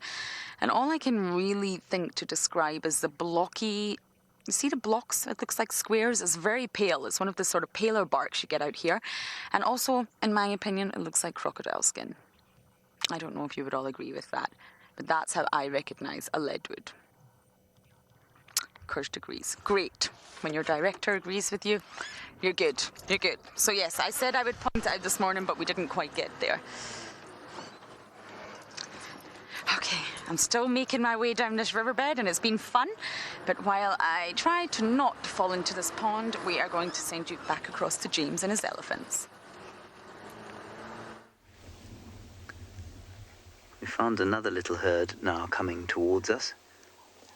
I just want to be quiet for about 35 seconds and I want you to listen to how peaceful the day is.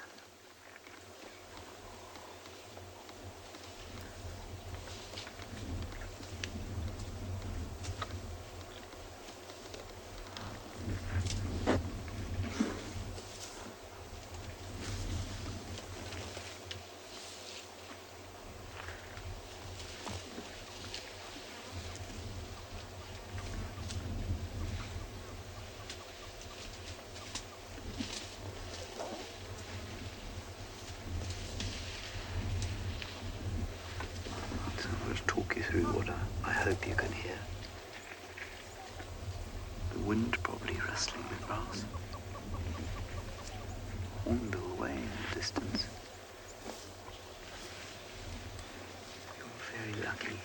Elephants rumbling at each other. And then the most obvious sound you'll hear is the flapping of the ears, skin against skin. And then the tearing of the grass.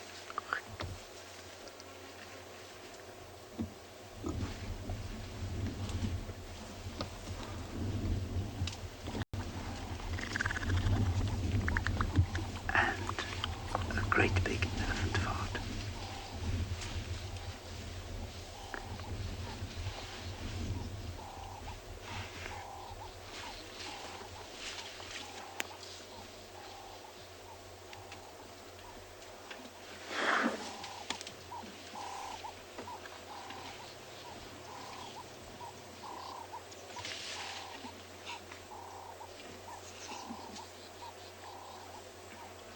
Southern black tit in the background.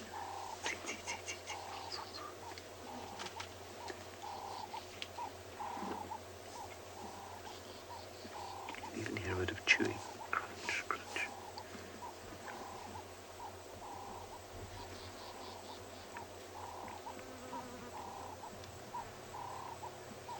Ubiquitous flies.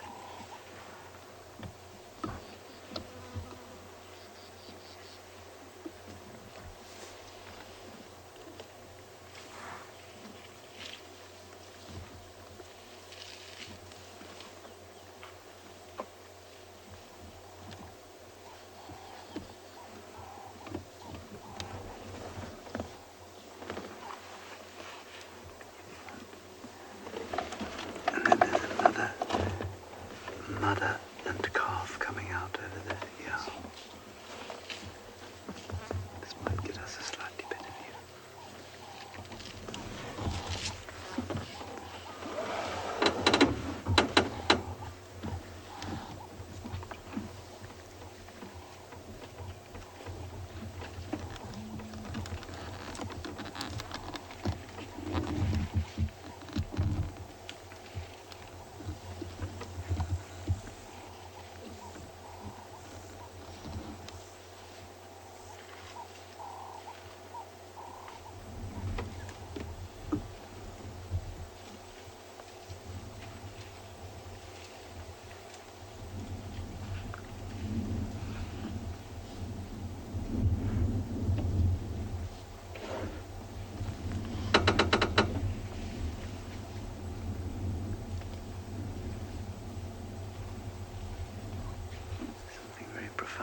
being quiet around elephants.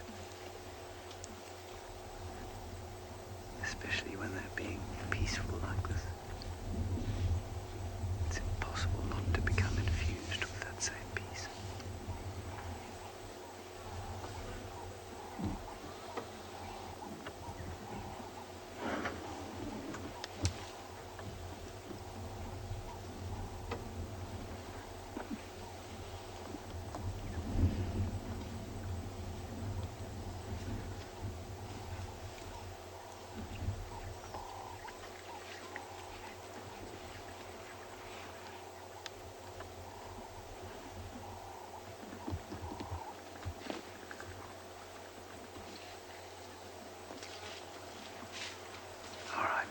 Sit here for a bit longer. You go back up to Ngala, where the lioness is approaching her den.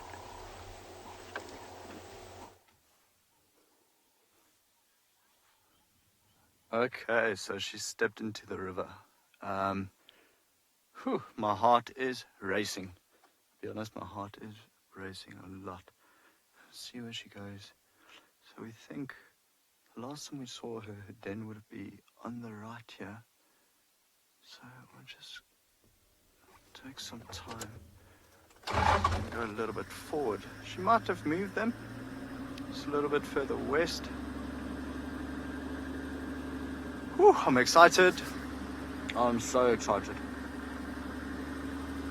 Just don't want to lose view of her. So if she goes up the bank, it's also heard of elephants on the other bank here. But if she goes up to the other side and we do lose view or visual of her, there's not too much we can do. Like I said, we're not deviating from this already established track, just in terms of sensitivity. But let's see where she goes. I'm so excited to go. So she's going up further to the bank. She's just behind in the bushes here. She might also just check out the area quick, see what the elephants are doing, how far they are from the area where she needs to go. So this might be a little bit tough. Let me go ahead, turn around.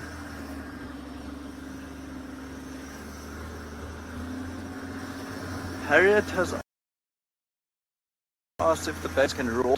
Harriet, if you've watched The Lion King, you know when Simba attempts his first roar at the hyenas? So that's basically it. Okay, so we've got the ears of this lioness. Who's gonna sit and watch from. So they can't roar yet. See her, Marcel? Yeah, so you can just see the ears there, and I'm pretty sure she's just investigating what the elephants are doing. So no, the babies can't roar yet. They actually can't make too many sounds just yet. But what we heard was like if you've ever heard a cat fighting, going wow, it's kind of what we heard in the bush when this lioness wasn't here.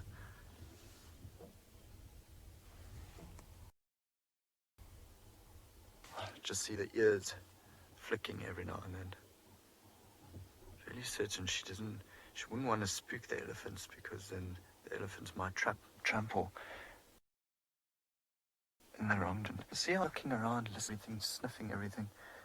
Be very careful about walking into a den. Clever girl.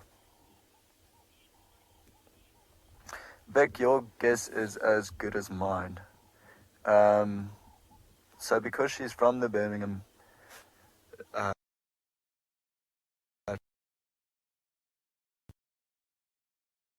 Pride and made the rest. So it could happen. We don't know. We'll make that call until we dwell on that.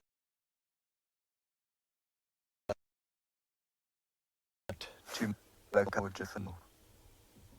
Besides, the Musth is a very hot.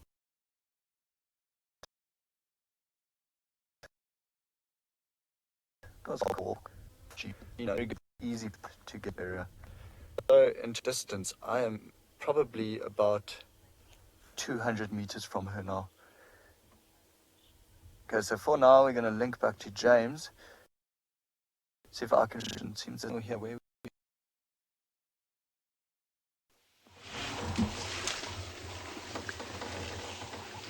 we have moved just slightly down the road, and instead of young bulls, there's a group of cows and youngsters, all still very peacefully enjoying this warm autumn afternoon.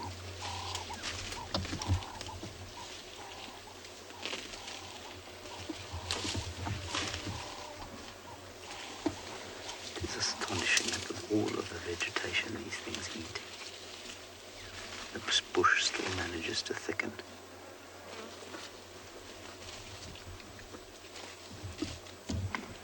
So what you'll find is that elephants don't really, well, they can clear an area of bush, but they have to be in pretty big numbers.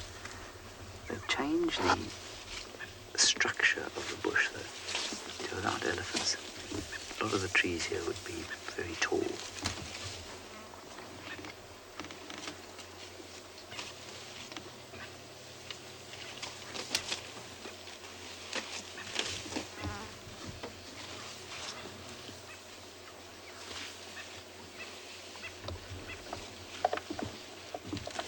Roll forward.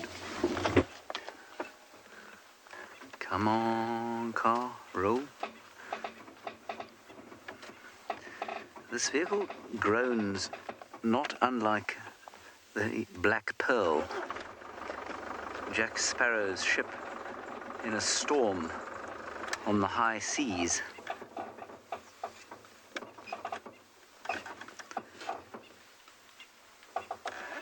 There we are. There isn't a piece of it that doesn't sound like it's been strung together by dodgy rigging. There we go.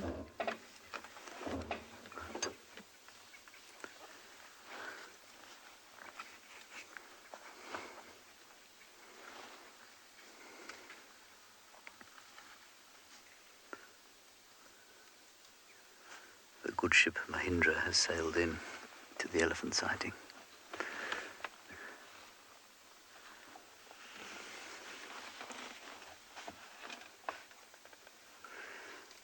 The elephants are out in force this afternoon, so let's go across to Lauren.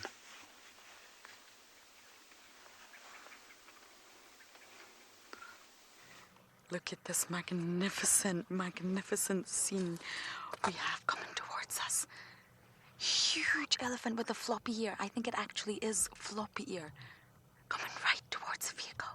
We've pulled over. We're not blocking his path, don't worry. We actually do have an elephant called floppy ear. Wow, wow. One tusk. Big boy.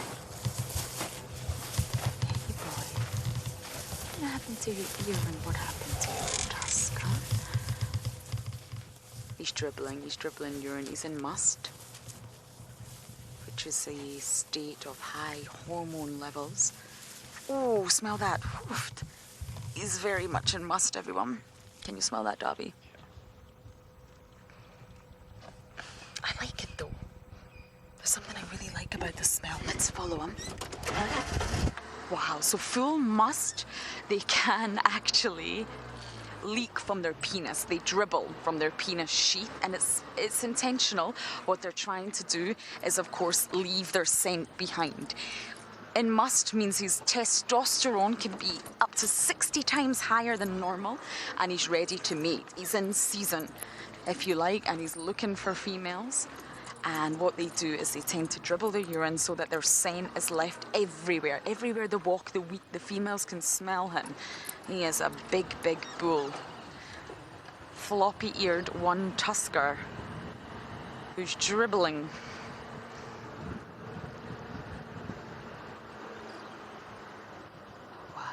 Okay, let me just figure out where he's going to go. Many of you are saying, wow. Should I stop here, Davy? That was incredible. He is big. He's got a floppy left ear and he's missing his right tusk. He's huge, everyone. He's absolutely huge. And he smells. Not everyone likes the smell of an elephant bull in Musth, but I love it. I really love it. It's sour, but it's also sweet. It's musty. Leathery. I knew Christian would ask me that. What colour is it? It's golden. Okay, I'm just going to move out the way for another vehicle, everyone. Hold on. Sorry, we've got a bit of a queue behind us. Must be some landowners out and about. Sorry, everyone, we're going to have to let them pass. Hi, how are you? No kitty cats? Okay. Okay.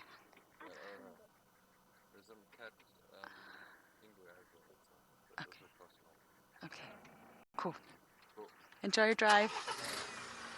So yes, sorry about that, everyone. The elephant is up ahead, but unfortunately that vehicle is probably going to block the view now. There we go, driving off into the sunset. So I'm just trying to decide what way to go. I think this is the best way for us to go. But yes, the smell for me of an elephant in Musth is golden. Like the colour of honey, actually, just like honey. The bull's still on the road. We're going to try and keep up with them, avoid the traffic. And as we drive off with the scent of a Musth bull in my nostrils, we're going to send you across to Rowan, still with the lioness. So we lost view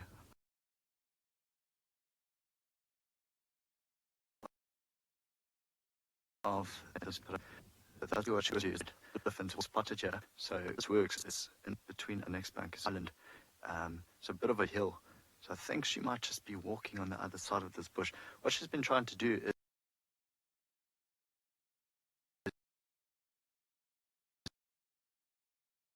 is use cover to try to death. We're still with our beautiful elephants. And 3 of them are just happily feeding next to us, not more than 5 meters away.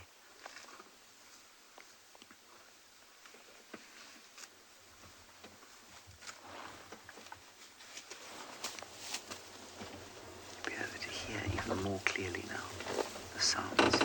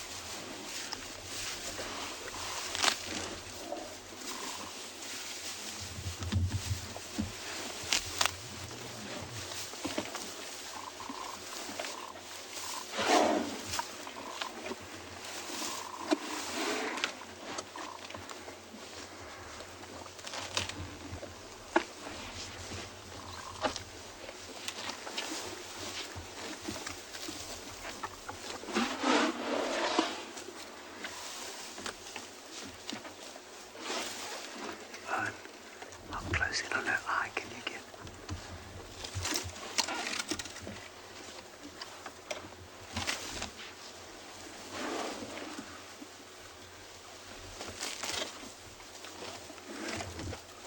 Let's see if she'll open it.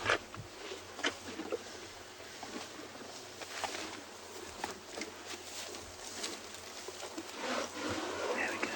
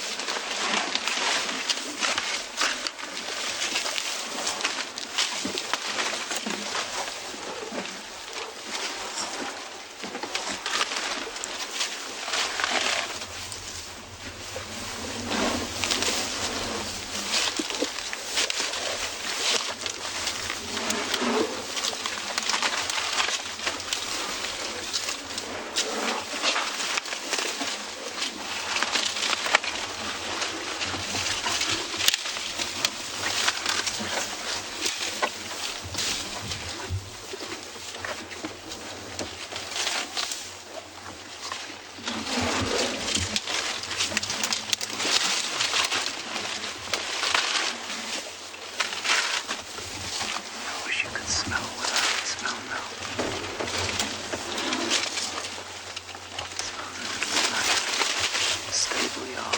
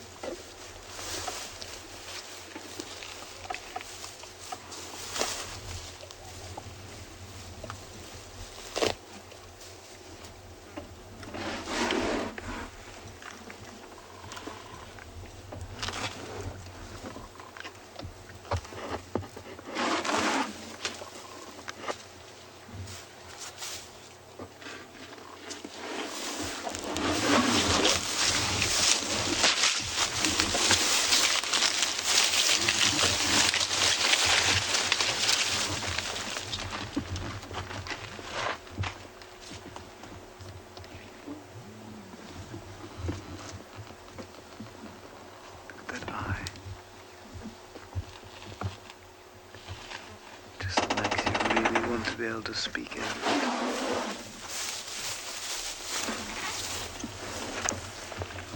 Excuse the antenna there. Owen is doing his contortionist trick. And he's interacting with us now. He could easily have just walked away, but he's now decided he'd quite like to be around us. Owen, if you want to swing, do it now quickly. Or don't, whatever's more comfortable for you.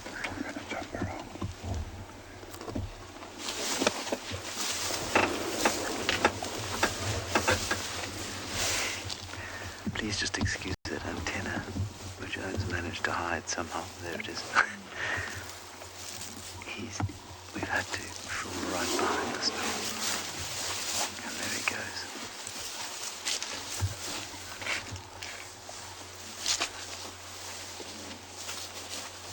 Phew, what a glorious, glorious sighting.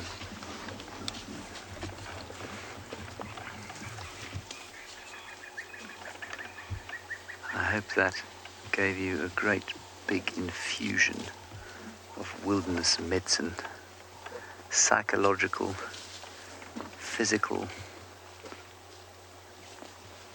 and spiritual, I suppose. Certainly, if I have spiritual experiences, this is where I have them.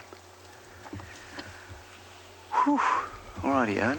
So we drift slowly down the road.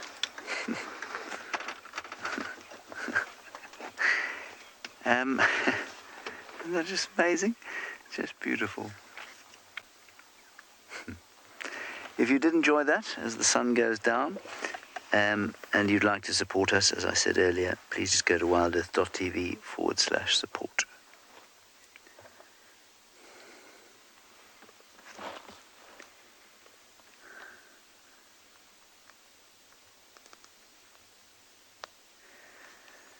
Wowza. I'm going to sit here and just try and unpack what I've just witnessed while you go across to Lauren, who has managed to find herself, I think, a very comedic animal.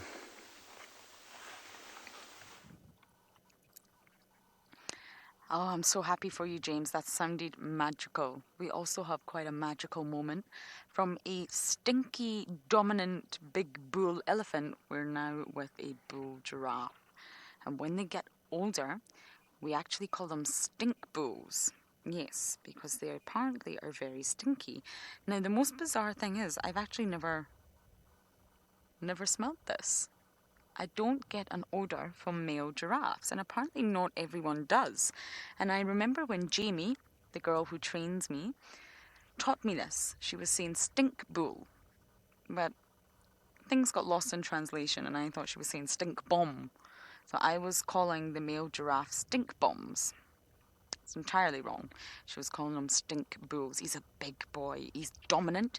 You can tell how dominant he is because of his really dark patches. I don't like to call them spots. I don't think they're spots. But essentially, I just stalled the car. There we go. It's back again. But yes, I call them patches. And the darker they are in males means they're more dominant. So some males like to be dominant and sort of be really strong, gather the females, and some males prefer to be more submissive. And they, look at that, can we get the sunset, Davy? It's magical. It's getting lower and lower. It happens so quickly, the sun sets, and before you know it's completely disappeared. So yes, some male giraffes like to be very submissive, and what they do is they sort of hang around the edges. They're not dominant, they don't herd all the females, and they sort of just stay on the outskirts, floaters, you would call them. And when they get the chance, when there's a female in estrus and no other male around, then they will sneak in and mate with her. And that's normally the more submissive giraffes. They're slightly smaller, and their patches are nowhere near as dark. So this individual that we have over here, we're going to try and catch up with, is very dark, and he's huge. He's definitely a dominant stink bull, not bomb. He's gone into Torchwood though, or he always was in Torchwood, but hopefully we can find him.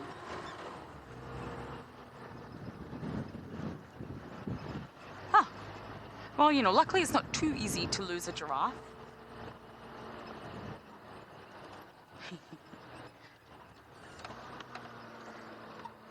Okay, how's this, Davy? There you go. Oh, he's magnificent. He's got a slightly squint right ossicone.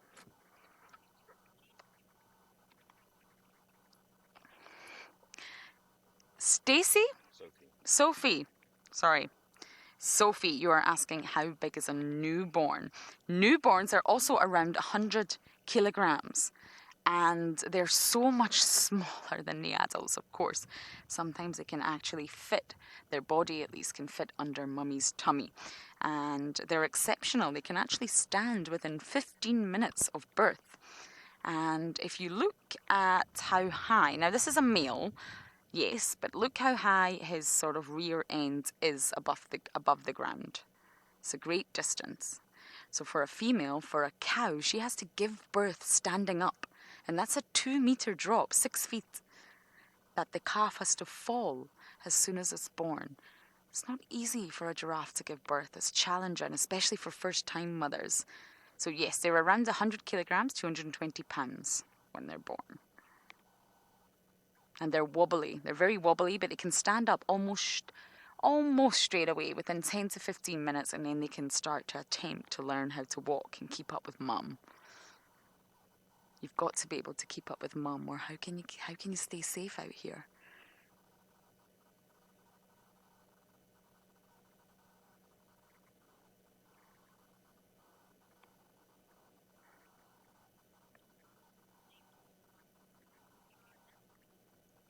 Tiana, sadly not. Can you see his squint right ossicone? Yeah. No, they don't mate for life. They do keep mating for life, absolutely, but not with the same female, I'm afraid. They will look after that one female they're mating with, and we call this a tending bond. He will tend to her, he will stay with her for the entire mating bout, and then as soon as her estrus finishes, he will leave, and he will go off and essentially look for more females. So they do mate for their duration of their life, but not with the same female, I'm afraid. They are promiscuous. They mate with many, many different females. And that's an advantage to them, of course, because they can have more offspring, continue their bloodlines. Sometimes it's always good to watch where a giraffe's looking. Giraffes see things. Of course they do. They're tall. So sometimes if they're alert and they're looking in a certain direction, it's always worth paying attention to why it's looking in that direction. They don't alarm call though, like the impala do, I'm afraid. Oh, he's wandering back off into Torchwood. To the east he goes. We should actually try and show you a track. Davy, do you think you'll be able to get one of these tracks on the middle of the road? I can see one right in front of the car. I don't know.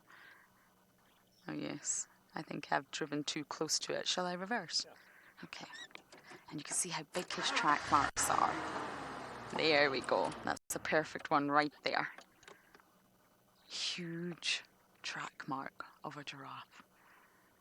He keeps looking over here. I don't actually know what he's looking at, but I think I may pop in. I can't go that way anyway. We can't traverse this property. This is our property. So I think I might actually pop in and see if he's looking at anything in particular. He doesn't like predators.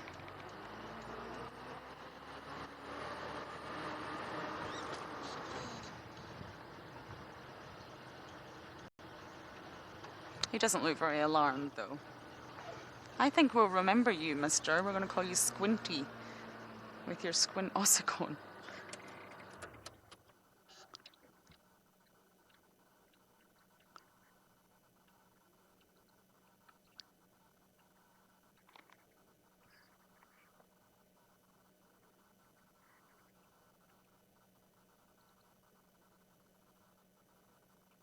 They're so graceful, aren't they?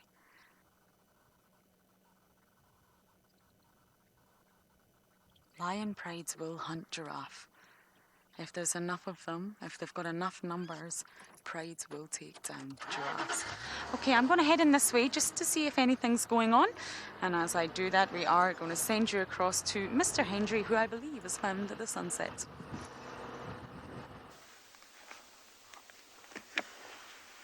It's another great opportunity for silence and reflection as the sun goes down, so we'll just let it disappear.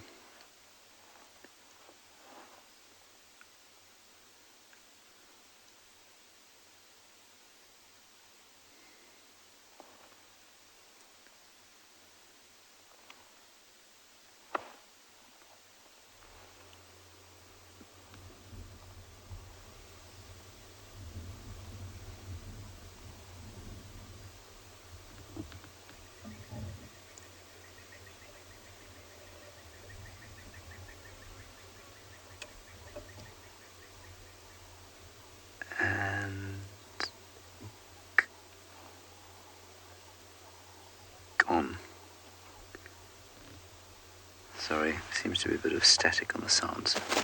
Anyway, the sun has now gone down and we're on our way towards where we had those lion tracks this morning. I am not going to hold my breath that we'll find them, but we might be lucky because the darkness is very slowly starting to fall. Should I say dusk is starting to fall before darkness is. And it's been a warm day. If those lions are still around, the chances are that they will get up at some stage and decide that they're thirsty and perhaps head down towards one of the waterholes close to the camp. And so I think we'll try and see if we can go down towards one of those waterholes and maybe we'll be lucky with a cat.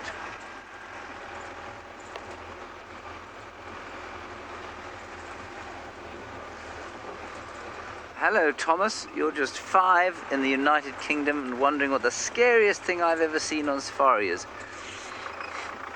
It's not that fork-tailed drongo, which is now flown away. I had a leopard once jump onto the car, Thomas, and the leopard wasn't trying to attack me. The leopard was trying to get away from a pack of wild dogs that was trying to bite it. And it thought that my vehicle looked like a good place to take refuge or to hide from the wild dogs. And it was very, very scary, Thomas, I must say. I was deeply afraid because I had 7 people with me in the car, 8 people actually. And if the leopard had got into the car, if it had jumped into where the seats are, it would have done some serious damage because then it really would have been so frightened And when an animal is frightened, that's when it's dangerous. It's like a human being. When a human being's frightened, it's also dangerous. Top of that dead tree there, Owen, close as we can get, is a rattling stickler. You got it? Then a much closer, right here. Yeah. There we go. That's it. Up a bit. Got him dead center.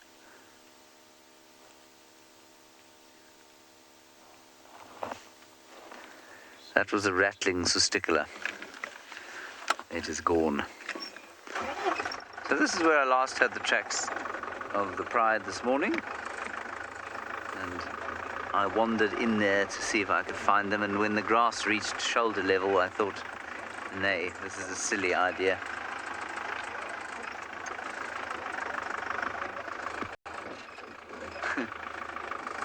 Oh, Toby, you're obviously running the family finances there in the United Kingdom, wondering why Botswana safaris are so much more expensive than South African ones.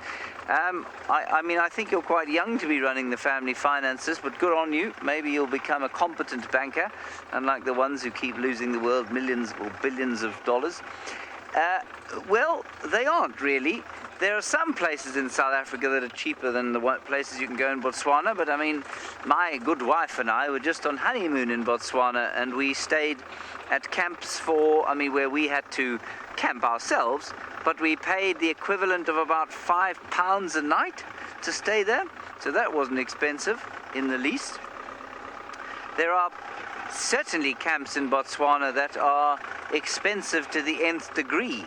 One thinks of Mombo, which is a magnificent camp on Chief's Island in the Okavango, and, well, I mean, you'd have to sell both kidneys to stay there, unless you are, well, very wealthy. But in South Africa, you get places almost as expensive. Maybe in South Africa there's a greater range, but I think that there are places here and in Botswana that are very expensive, and there are places here and in Botswana that are very good value for money. Not that those expensive places aren't good value, but there are much cheaper places you can stay and still have a good time in both places. And in case anyone's wondering, yes, I did take my wife camping for our honeymoon. I thought she coped remarkably well, especially considering I'm an absolutely hopeless camper. They are now being charged by 3 inquisitive crested franklins. This might be the last time I see you all. It's been lovely. But, you know, there's no telling what a crack squad of attack franklins could inflict on us as the sun goes down. One of them now ducking into the attack position, the other bringing up the central column. Now they could fan out into the famous Umpondo formation, the horns of the buffalo, where 2 of them will try to flank us and the other will come from the front. Oh, one sharpening its beak there. Now there seems a little bit of confusion. Oh, yes, definitely. There's a bit of discussion over who's in charge, and that is the spring loading. That's generally the spring before the attack. They could rocket out of the sand at any second. I see there's one now just trying to distract us in the back. Kirsten poised to crash cut away from the car in case the violence should become too extreme. This one now very confused. Oh, there's definitely a rank dispute going on behind us, which has now caused the other 2 to perhaps reconsider their attack, because you can't perform the Umpondo formation with only 2. You must have 3. This one is definitely full of attacking zeal, trying to encourage the others to come forward and support him. He's possibly slightly dim-witted in thinking that he can take on a 2.5-ton diesel Mahindra.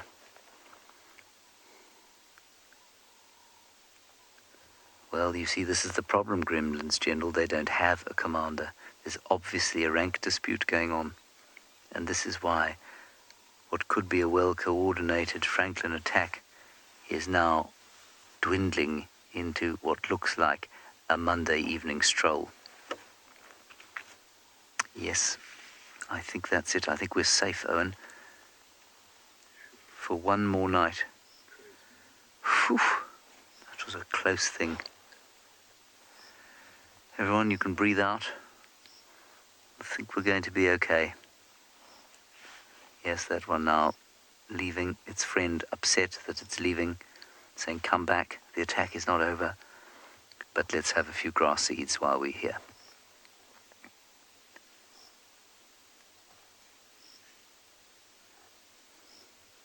In all seriousness, this is a good place to have stopped, because this is where the lions disappeared, and if they're getting up, might start talking to each other, the odd groan and grunt. Fancy Cheetah, yes, giving the perfect bush advice there. Whatever you do, don't run. You must never run in the bush, unless, of course, there is no other option. And if you're on foot, faced with Franklins like that, running is not a bad option. One of them's now having quite a nice little dust bath. It's quite cool.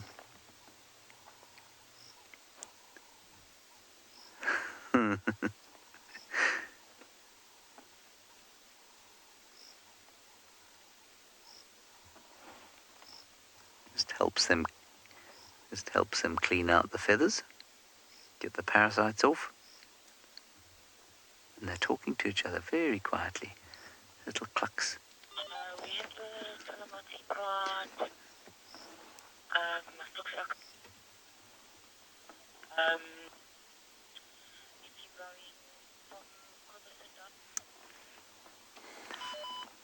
That was the radio, sorry about that. I wanted to hear what she said. She's found some lions, but not on this reserve.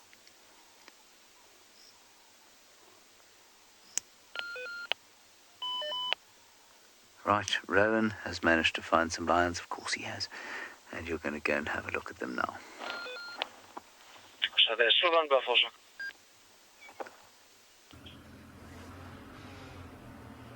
Of course we have. That's just what we do. And here we go. So sadly, very sadly, we've had to leave the lioness. It was getting just a little bit too dark. The sun was dropping a bit too much. So we've actually come back to her pride, the Birmingham pride. So very, very lazy in the river.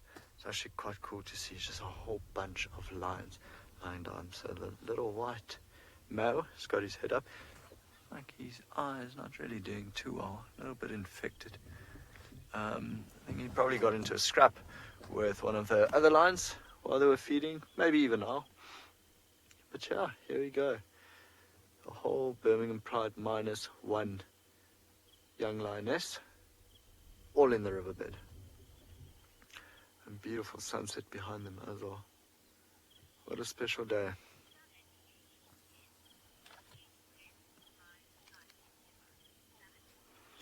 Sanek has asked what has been my best lines. Sanek, we went through quite a vicious drought in 2016, and actually no, wait, let me rethink this. About 2 years ago, the Birmingham Pride, they were walking not too far from where we are now, and they're coming towards the river. They came across 2 honey badgers, and I remember it was the young male and his sister, the one we left at her den site a little bit earlier, and they started chasing the honey badgers, and the honey badgers going and putting up such a stink, but really fun to watch. The honey badgers eventually got away, but that smell just lingered. It was like it was stuck on my nostrils for about a day and a half. So I think that's most probably my favorite sighting. I had a very cool video about it as well. I'll see if I can find it. I think it actually might be on my Instagram page. But really, like, very, very, very cool just to see that interaction. And luckily, it was the young male and the young lioness trying to follow the honey badgers, because I think if it was one of the adults or a big male, the honey badgers would not have been so fortunate. It's tough. It's very tough to pick a favorite sighting, because you've seen so many incredible things over the years. She's cleaning her face. Yeah, she licks her paw and wipes her face with it. Very cute. Oh, he's rolling over. Look at that belly. He's basically going to give birth to a buffalo a bit later. He's got scary eyes. I don't trust him too much. One of the Ross males. I think he'll be the more dominant of the two brothers. A bit more aggressive, especially more aggressive towards the vehicles, I can tell you that. But very, very scary eyes. They stretch open quite wide. It's like one of those looks when he looks at you, definitely you just want to sit down. You won't dare stand up.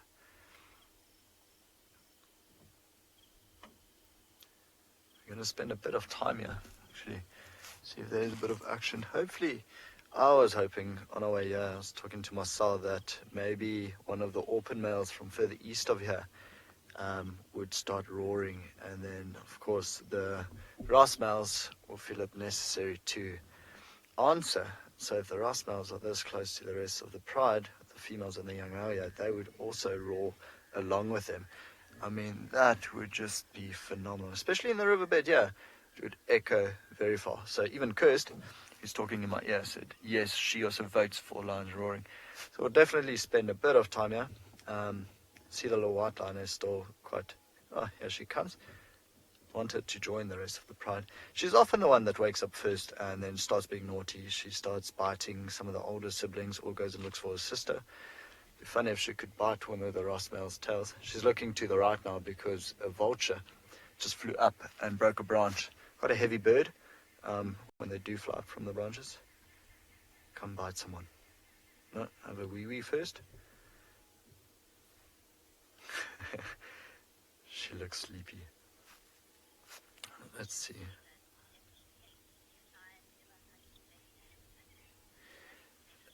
So Leland, who's only 8 years old, has asked if lions ever hunt baby elephants. Leland, sad to say, they do. We've never seen it on andBeyond in Ngala, but there are other lions, I think, what are they known as? The marsh pride. They specialize in hunting elephants. It also depends a lot on the food types or sources that are available. So luckily here we've got a lot of buffalo, giraffe, impala, wildebeest, zebra. So there are other food sources for them to hunt, but there are prides of lions that do take down elephants, not even babies, but like really teenage elephants sometimes. And I'll be honest, I don't think it's really something I would want to see. It's not even that bad seeing these things, but hearing it, it's the sound that really gets to you and sticks with you, is that sound of hearing something dying. I think the worst sound I've ever had was a warthog, the squealing, just going on and on and on and on. It's a bit morbid now. Let's talk about the pretty lions. Yeah, so they've eaten well. Buffalo went quite a long way for this pride. About 24 hours and done. So Philip's asked whether the brothers pick particular females for themselves. Philip, I wish I could say yes, but sadly no. I think out here in the lion world there aren't too many options for them, so they can't really be too picky. I think a female is just a female to them. Saying that though, the more dominant male will mate first. So how it usually works, it's an ongoing affair for about 5 days or 6 days sometimes, and it starts off with the male mating with the female nearly every 20 minutes. So as you can imagine, by day 3, exhaustion sets in, and that's where the other male takes over, and he also mates with the female. Actually, very clever strategy from the lioness, if you had to think about it, because then both males think the youngsters belong to them, and it's very likely that in a litter of 4, 2 could be for the one male and 2 could be the other males, lioness in the back, just lifted her head. Maybe heard something on the left. And then, yeah, 50% could belong to one male and 50% to the other male. So, yeah, they'll take care of their babies as much as it's their own, because they'll never know. What do you say? Heteropaternal. I'm not even going to try. Superfecundation. Marcel just swung a very big word at me. But like the explorer's name this morning. But she's also might come and join the pride. So yeah, I've never seen a picky lion. Curse is saying we must start a Marcel big word of the day thing. Heteropaternal superfecundation. Okay, well. How's that for a Scrabble word? Curse says she won't be able to spell it. I'm going to have to write it down first. I'll write it down later. Showing that lioness is being bothered by flies. You can see the little one that just rolled over. She's the sister of the little white lioness. So, while we wait for any sound or any movement, which I don't think will happen soon, but we'll spend a bit of time here, I'm going to send you back to Lauren, who is driving around.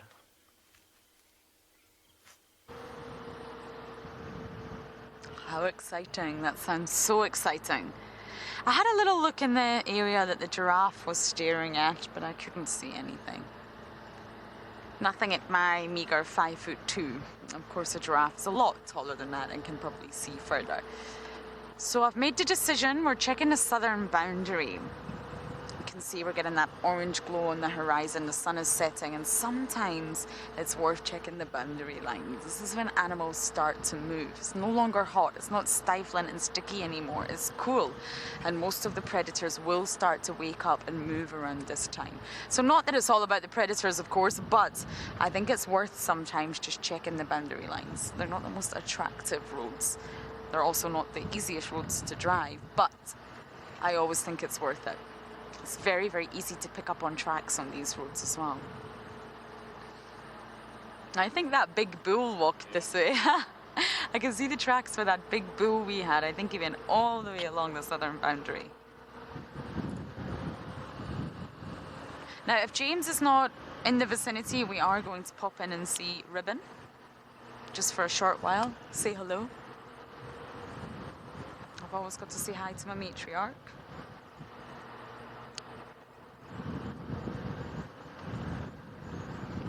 James is more than happy for me to go. We split it. We take turns.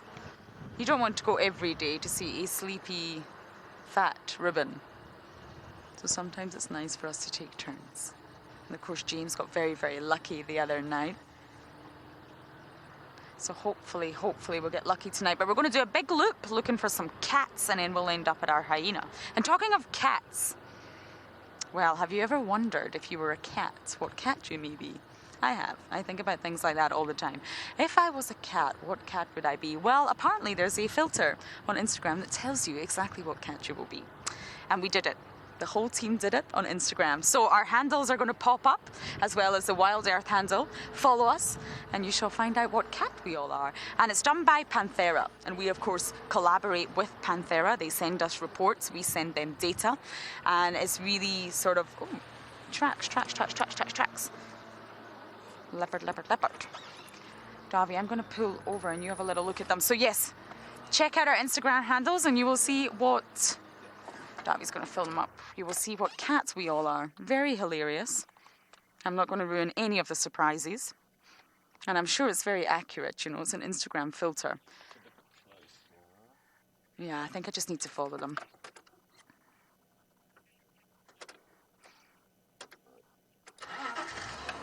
There we go. It was actually a fun thing to do. We're trying to do fun things on Instagram for you all to make you smile. Oh, we've got lots of tracks here.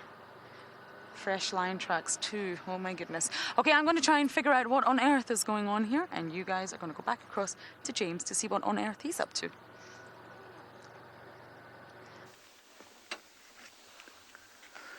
we have got some virtual starling in the silhouette there. And what they're doing is hawking insects in silhouette as well.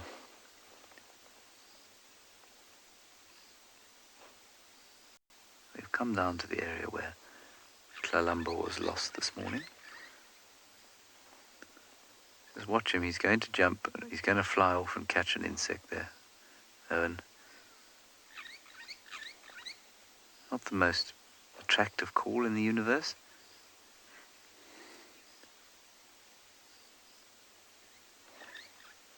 There he goes. So there's a little swarm of gnats or something flying around here, and there are 4 or 5 of them in the tops of the dead trees around us, calling and then hawking insects.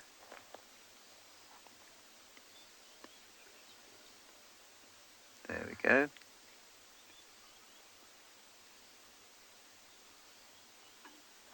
And you can hear the glorious, glorious call of the white-browed scrub robin in the background.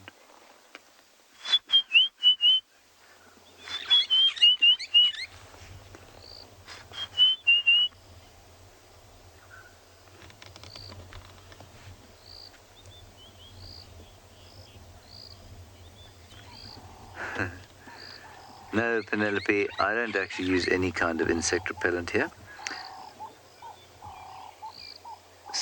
Some people do. Some people use something called Peaceful Sleep, which I think has got some DDT in it, probably.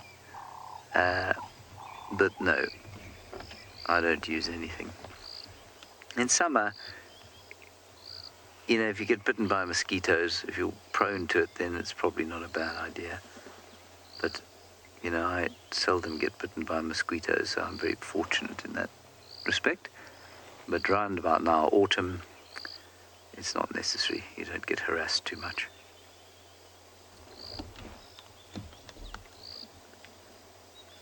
Well, interestingly, some of the worst harassment from insects I've ever experienced was in the Kalahari recently, when the rains had caused an explosion of Hemiptera, which are biologically bugs, so I don't mean in general insects, I mean bugs, and they were all of the kind of smelly, stinky variety.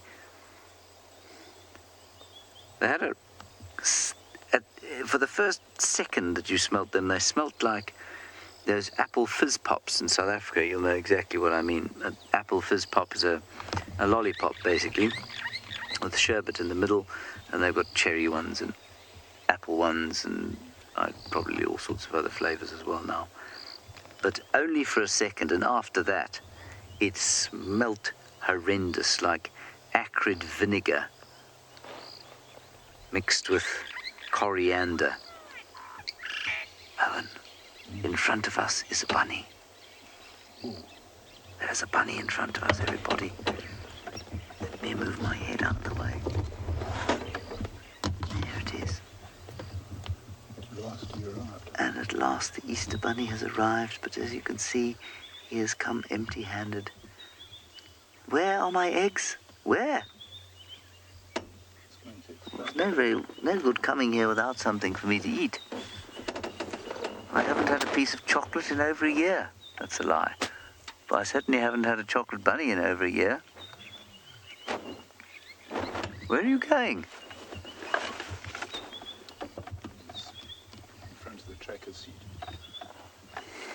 There he is. This is fantastic. This is a brilliant scrub hare sighting.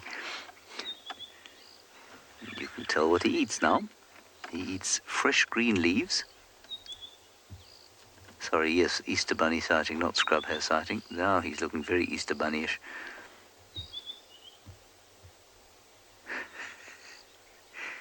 The guy's ears twist from side to side, listening for impending doom. This Easter Bunny certainly needs a clock, Miss Anamandris. I think that this Easter Bunny is in fact here on holiday after delivering yesterday to many. Certainly failed to arrive here.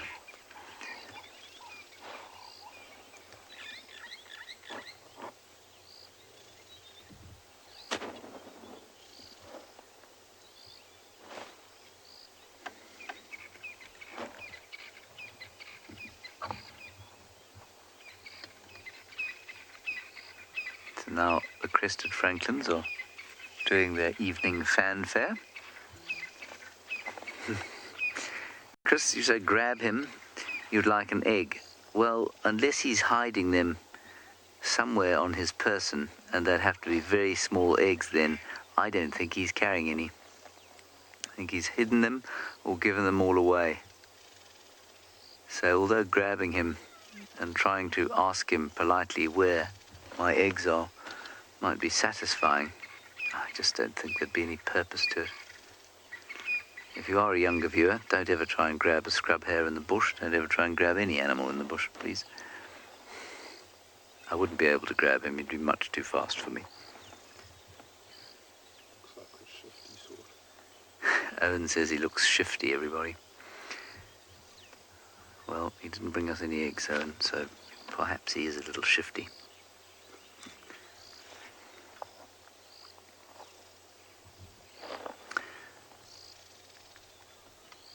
Now, Rowan is with the Birmingham Pride. He is also watching the sun go down over the magnificent Drakensberg.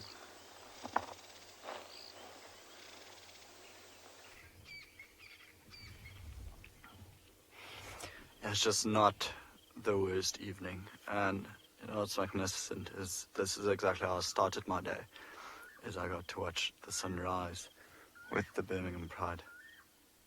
A big yawn from one of the younger males, one of the brothers of the white older male. And quite funny, there's a youngster lying behind the white male on his back facing us. So every now and then he would breathe and you just see the paw almost rub his belly. Pretty sure all of us have been in that position before. I think everyone can relate to overeating. I most certainly can. I know Marcel can. The last couple of weeks even. But yeah, and being 15 lions with nothing to do, nothing to worry about. Apex predator out here in the bush.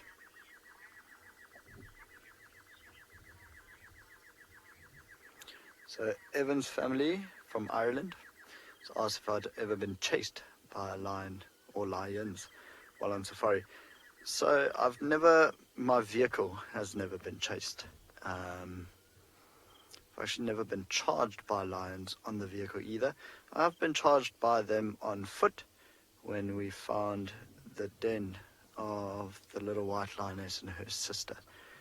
The mom and the auntie, the two lead lionesses, came charging at us through a bush. When I say us, it was me and Richard, the tracker that usually works with me, who's of course at home at the moment. It's funny, we've been watching this male roll around, and almost every time he lands on his side, you just hear a grunt because his stomach is so full. But how's that for a view? Isn't it wonderful? There's stretching going on, a bit of cleaning and grooming. What a day, what a beautiful day. I haven't heard any lions calling from behind us, from the east. Nothing from the west, nothing from the south yet. But it is only really starting to cool down now a little bit. See that one lion trying to catch a fly with its paw up in the air like that. To no success. Often they get rather aggressive with the flies. I think it's given up now. Back to bed. Very peaceful evening. We had a slight breeze a little bit earlier, also funneling down the riverbed, but now it's kind of stopped. This Rasmal, the one closest to us, really looks like he just ate himself into a coma. Johnny's asked whether we ever see Paul's fishing owl in this area. Johnny, I think it might have been recorded here, maybe once, but no, since I've been here, none. Absolutely none. Funny enough, the only Paul's fishing owl I saw was in Cape Town, and yeah, that's also very, very, very far out of their distribution. So it's not impossible to see them. Yeah, I think this is a lot closer to their distribution than Cape Town, but no, none seen here, at least in the last 8 years. Wouldn't that be lovely? That would definitely be something to see. I think people would flock here from all over, the birders or the twitchers, to come see a Paul's fishing owl. Kirst is also saying she would love to see a Paul's fishing owl. Kirst, it's worth it. Maybe go up into Pafuri, go explore the banks of the Limpopo River there. Stunning area to walk as well. Beautiful, beautiful fever tree forest. Good place for rackettard rollers, lemon-breasted canary, and quite a few special birds that you can find up there. I'm seeing mating rackettard rollers. That's quite something. We didn't find a pulse fishing owl there. I wish.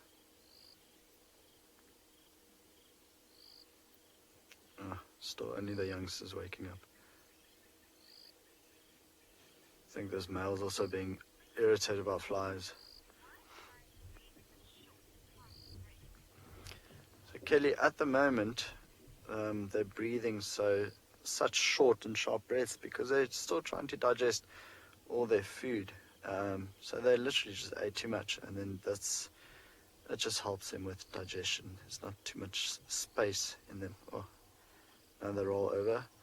Marcel was telling me that someone commented earlier that they think I should just go rub his belly. I think that's a horrible idea, just to put it out there. I am all for self-preservation and do really quite enjoy my life. We're gonna switch to ion now. Let's see, that's a bit better. Doesn't that look lovely? Beautiful.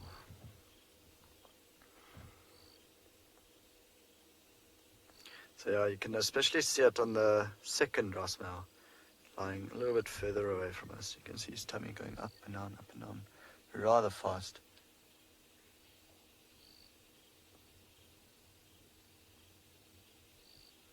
I love it when lions pass out like this, on their backs, and they must be so comfortable in the riverbed here. Quite nice and cool. So Tony's asked whether they could hunt tonight, even if they are full.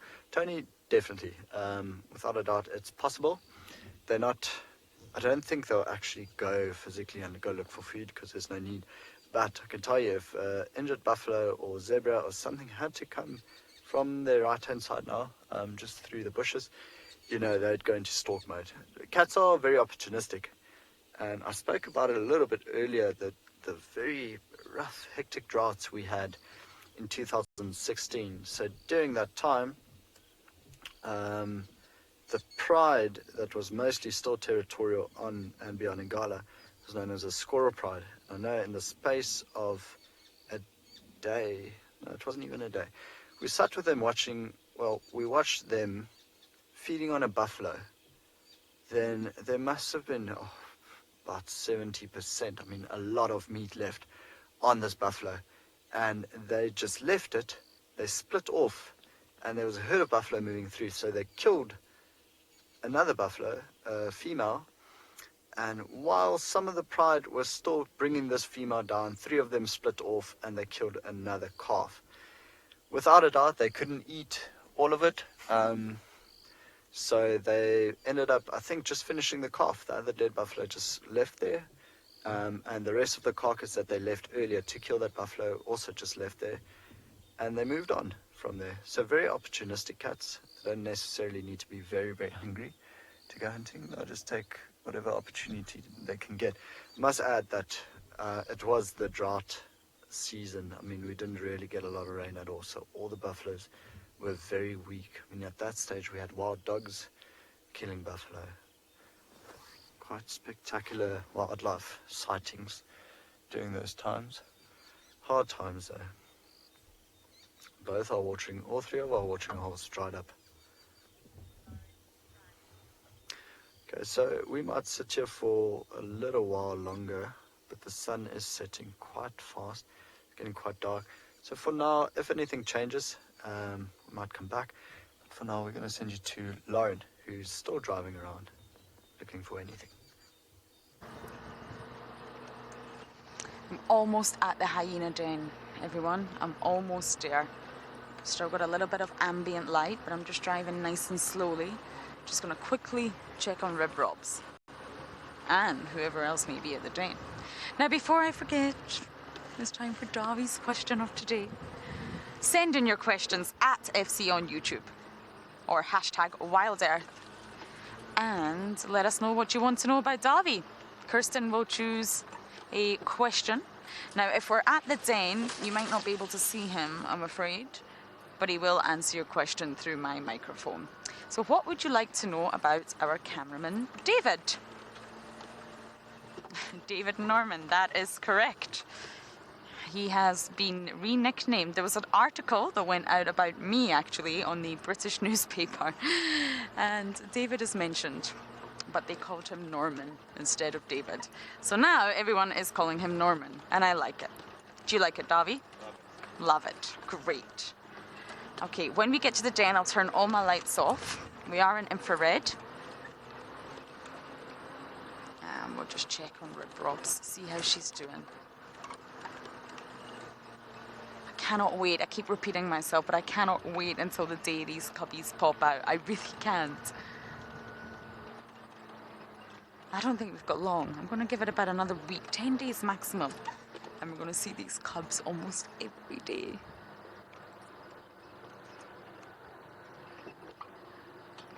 Okay.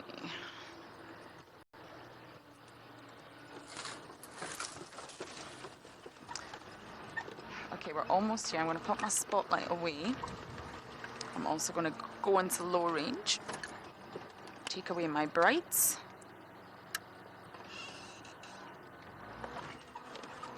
Tony in London, you're asking what time does it start? Here in South Africa it starts at 6, but if you're in London you're 1 hour behind, so that means that it will start at 5 a.m. It's early, I know, but it's worth it. It's worth it. Oh, I can see her, so I'm going to turn my lights off. I know this road like the back of my hand. I could probably do it blindfolded, so I've got all my lights off and we're just going to approach really slowly. Hello, beautiful. How are you? What a surprise to find you here. Okay, how's that, Davi? Oh, hello, Rib Robs. So your picture is black and white because we're using infrared. No artificial light is on this animal. And you can see her eyes. Can you see that reflective sort of shine in her eyes? That's what we're looking for when we use our spotlight. We can see the eyes. We're not actually looking for the animal in the dark. We're looking for the eyes. So yes, in terms of UK times, the stream goes from 5 a.m. till 8 a.m. in the morning, the sunrise safari, where the sun rises. And in the evening, for the sunset safari, where the sun sets, it is 2:30 to 5:30 p.m. in the afternoon, at UK time. Oh, Rib Robs. I don't think I've ever watched an animal sleep as much as I spent watching Ribbon sleep. It's delightful. She's got 2 cubbies in there. For those of you who are maybe new, 2 hyena cubs. The newest members of our Djuma clan. And they're very much stashed inside right now. It's still a natal den. And very, very soon I think they will be bounding about. Hyena cubs are born still altricial, but more precocial than leopard and lion cubs. And what that means, for anyone that's unsure, altricial means underdeveloped. So they've got a little bit of sort of growing and development to go in the dens outside of the mother, outside of the uterus. They'll be born sometimes blind, helpless, weak, immobile, no hair. And this all comes, of course, but when any offspring is born sort of underdeveloped, it's called altricial. Now, precocial means completely developed, just like an impala lamb. Once they're born, they can almost run straight away. Maybe not straight away, but very, very quickly. They can keep up with mum. So essentially, hyena cubs are still classified as altricial, but they're definitely more sort of developed, further developed than the likes of your lion and leopard cubs. They're very underdeveloped. Hyenas keep the cubs in the womb just a little bit longer than the likes of your lions and leopards. So that's why they're stashed in that den. Yeah, I agree. Many of you are saying that she could do with another meal. Yeah, her tummy looks a bit flat. We're very used to Ribbon's tummy bulging to the point where she cannot move. So yes, tonight will be the night. I'm more than sure of it. Ribbon rallies her troops, I think. She leaves the den. I think it'll happen quite soon. And then she calls. And she rallies her troops, she rallies her gang. And together they cover the whole reserve to scavenge, but also hunt. They walk great distances during the night. That's why we never track hyenas. One, we know Ribbon's always going to be here. And two, they weave in and out of blocks. They turn back on themselves. They walk such great distances. It would be essentially pointless to follow a hyena. Okay, we're going to stay a little bit longer with Ribbon, see if she moves a muscle. That's also possible that she might not. But while we do that, we are going to send you back across to Ribbon's enemy with Rowan. Okay, as you can see, it's getting a lot darker now, and the pride has still not moved. It's not really cooled down enough, I think, for any of the animals to start roaring. Still nothing from anywhere east, west, south, north, anywhere from here. So they just keep rolling around. So we'll probably be another maybe minute, 2 minutes maximum, and continue down the riverbed in the easterly direction. So while we've been sitting here,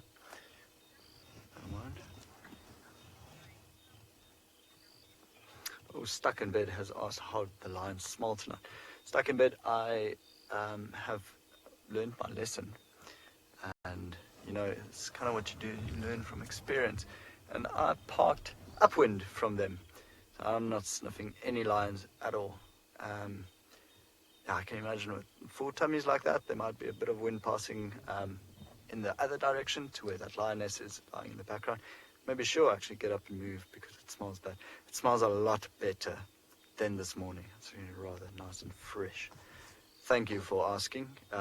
This morning was not my best way to wake up. I can see the views getting quite tough on the monitor as well. So I think we'll possibly leave in 30 seconds. While we were sitting here though, Marcel was frantically searching for his beanie. So he's got an alpaca beanie, and I actually thought it might have fallen off us looking for their sister pride, the Birmingham Breakaway Pride. So it might have been donated it to the bush, but then luckily Marcel managed to find his alpaca beanie. So for now we're going to leave. I'm not shining the spotlight on these youngsters yet. The two younger ones are still just less than a year old. I think maybe like 4 days from being a year or so. But for now, while we go, we're going to send you back to James, who's already got his spotlight out and driving around.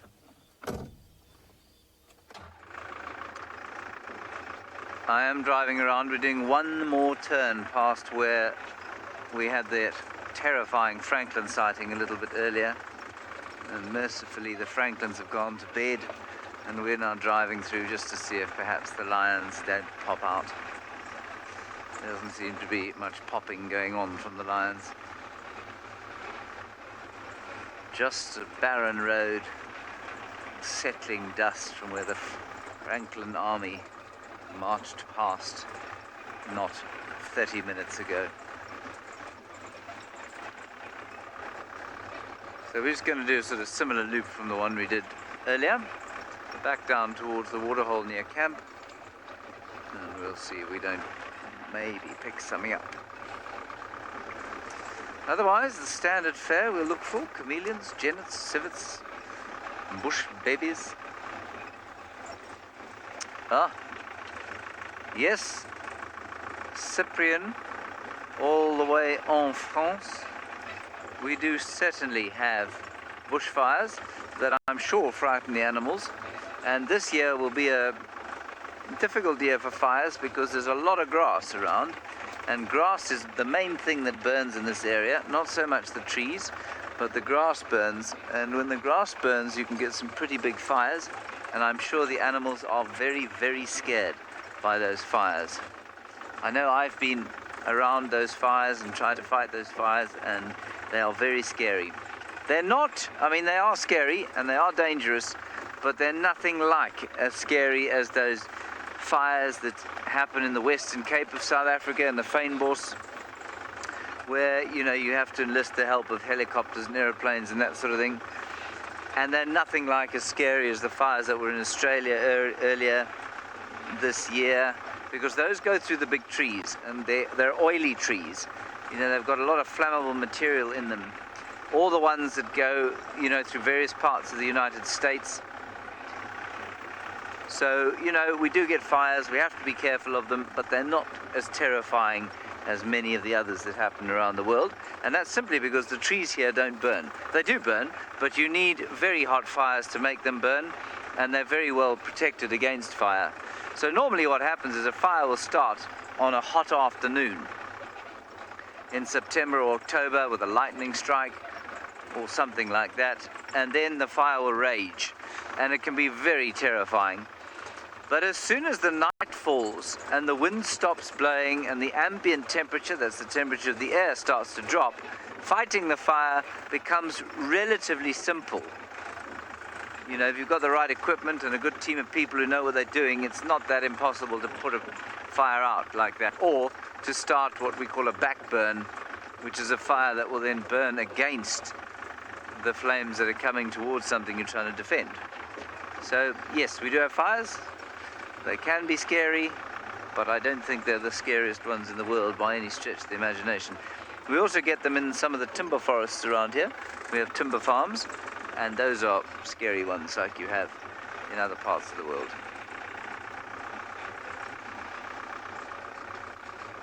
It was quite a long-winded answer, but I think it was quite thorough. I think you should get a good idea.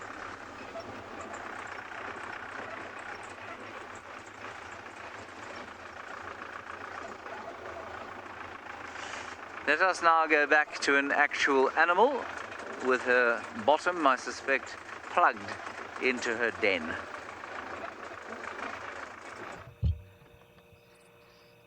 I feel the theme of this afternoon's drive is plugging, and yet Ribbon is not plugging her bottom into the den. I'm afraid she's very much snoozing. She's either nursed before we got here, or it's about to happen. But she looks absolutely exhausted and very skinny.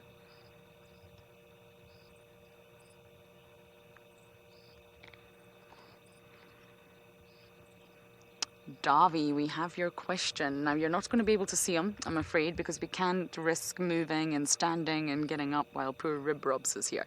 So he's going to speak into my microphone. And it's from Michael Fleetwood. And of course, it's about hyenas. Davi, what has been your favourite hyena sighting? Hi, Michael. What comes to mind immediately would have to be the cub discovery of Ribbon over here. About 2.5 weeks ago with Lauren. Just getting those visuals for, I mean, it was for 3 seconds, but seeing the cubbies at one day old really, yeah, sticks out. Wow. I think that's one of my favourite hyena sightings as well. I don't think we have ever seen hyena cubs that young, seriously. They were so young. I think 1 day old. I really firmly believe they were 1 day old when we saw them. And Davi and I got so lucky. I don't know how we got so lucky. We've not had that visual again. That was the day that we discovered there was 2. Good answer, Davi. Thank you. Thank you, Michael. One day we're just going to come here and this den is, well, hopefully this den is going to be mayhem. But right now, Ribbon's still very much keeping it guarded and keeping it a natal den. And it will be interesting to see what she does. Will she move them, will she not, to the communal den? Will she just turn this into a communal den, or will she move? It's summer, so everything's still very thick, and lots of the dens are overgrown, so she may have to do some maintenance or some home repairs if she wants to choose another termite mound. But it's going to be interesting.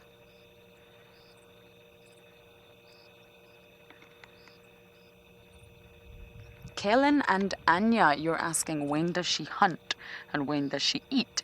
So like most of the predators that we have out here, Ribbon is essentially nocturnal, and she's more active at nighttime. She'll move, she'll walk, she'll hunt. She will also scavenge. So hyenas here in this particular area of the Sabi Sands, hyenas are said to hunt 50% of the time and scavenge 50% of the time. They are known for scavenging, but I do not think that in any way means, or I don't think that's a negative thing, to be honest with you. I think that's a very resourceful thing. They're able to sort of figure out, where's the food? How can I get some? How can I steal some? Using minimal energy, minimal effort, and you're able to get yourself a meal. I think it's pretty incredible. But up in the Masai Mara, for example, they're said to hunt a lot more, between 80 to 90%. Oh, hello. Welcome to today. Nope. Now, for those of you who think hyenas are not cute, that was adorable. I love her paws. They're very different from leopards and lions, and I just think they're great.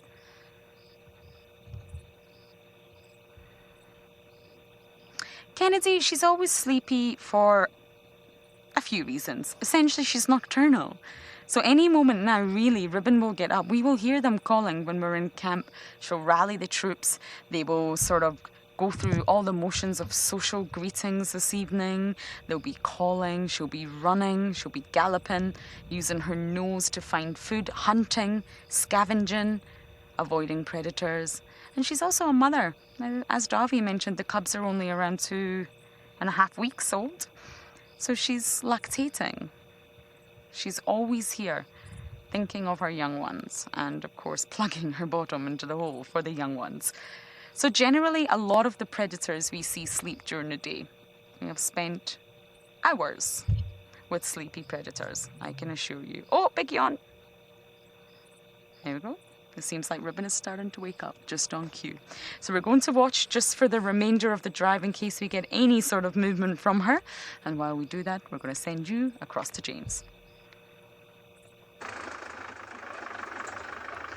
I am on my way once more, finally, today, to the back of our camp.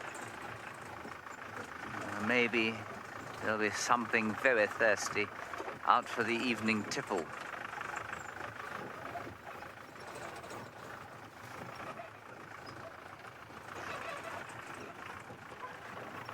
So far, not much. Tokoloshi. Yes, indeed, Tokoloshi. We do this every day. I would have thought, being the spiritual being that you are, you'd know that. But yes, Tokoloshi, every single day we do this, morning and evening. And if you'd like to see this continue into the future forever and ever, you can go to wildearth.tv/support, wildearth.tv/support.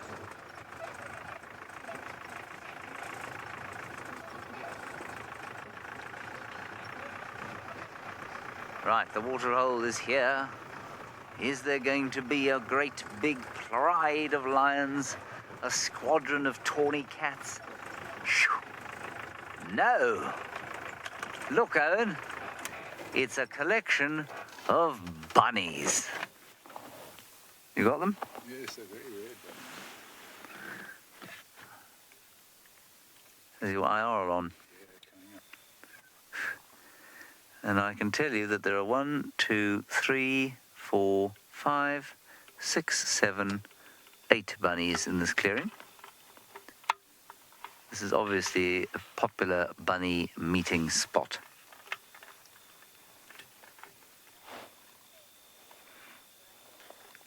Yes, Gabby, you're absolutely correct. I am dizzy about going in circles. Oh, quickly, the hashtag lockdown birding big day. I've been very remiss in not telling you who's won from this end, but maybe quickly tomorrow morning I'll do it. So please send your results through to hashtag lockdown birding big day and hashtag WildEarth.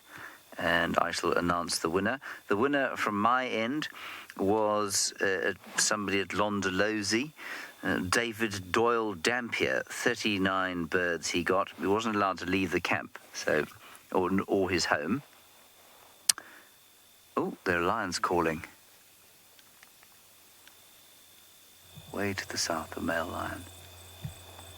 And my young friend Graham Charles, who came up with the concept of the competition, he only got 24 birds.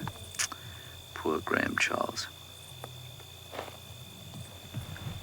Anyway, he wasn't the worst. I shan't give you the name of the guy who did the worst.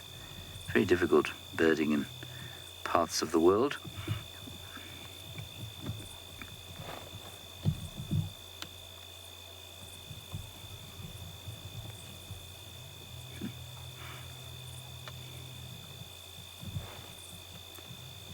Gorgeous night sounds.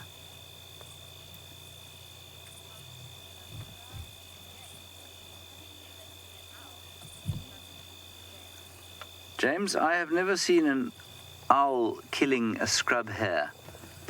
I have seen an owl eating a scrub hare, but killing it before eating it, I have not seen it. They are voracious nocturnal predators, of course, most of the owls.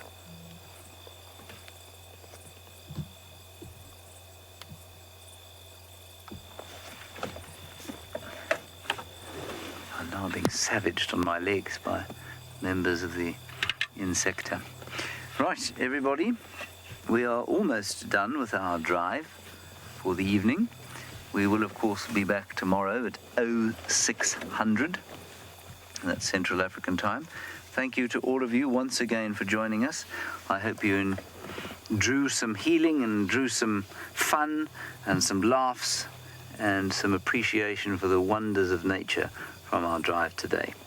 And of course, none of this is worth anything without you watching and without your questions and comments. So thank you so much for taking the time to send them through. We'll see you tomorrow at 0600. Bye-bye.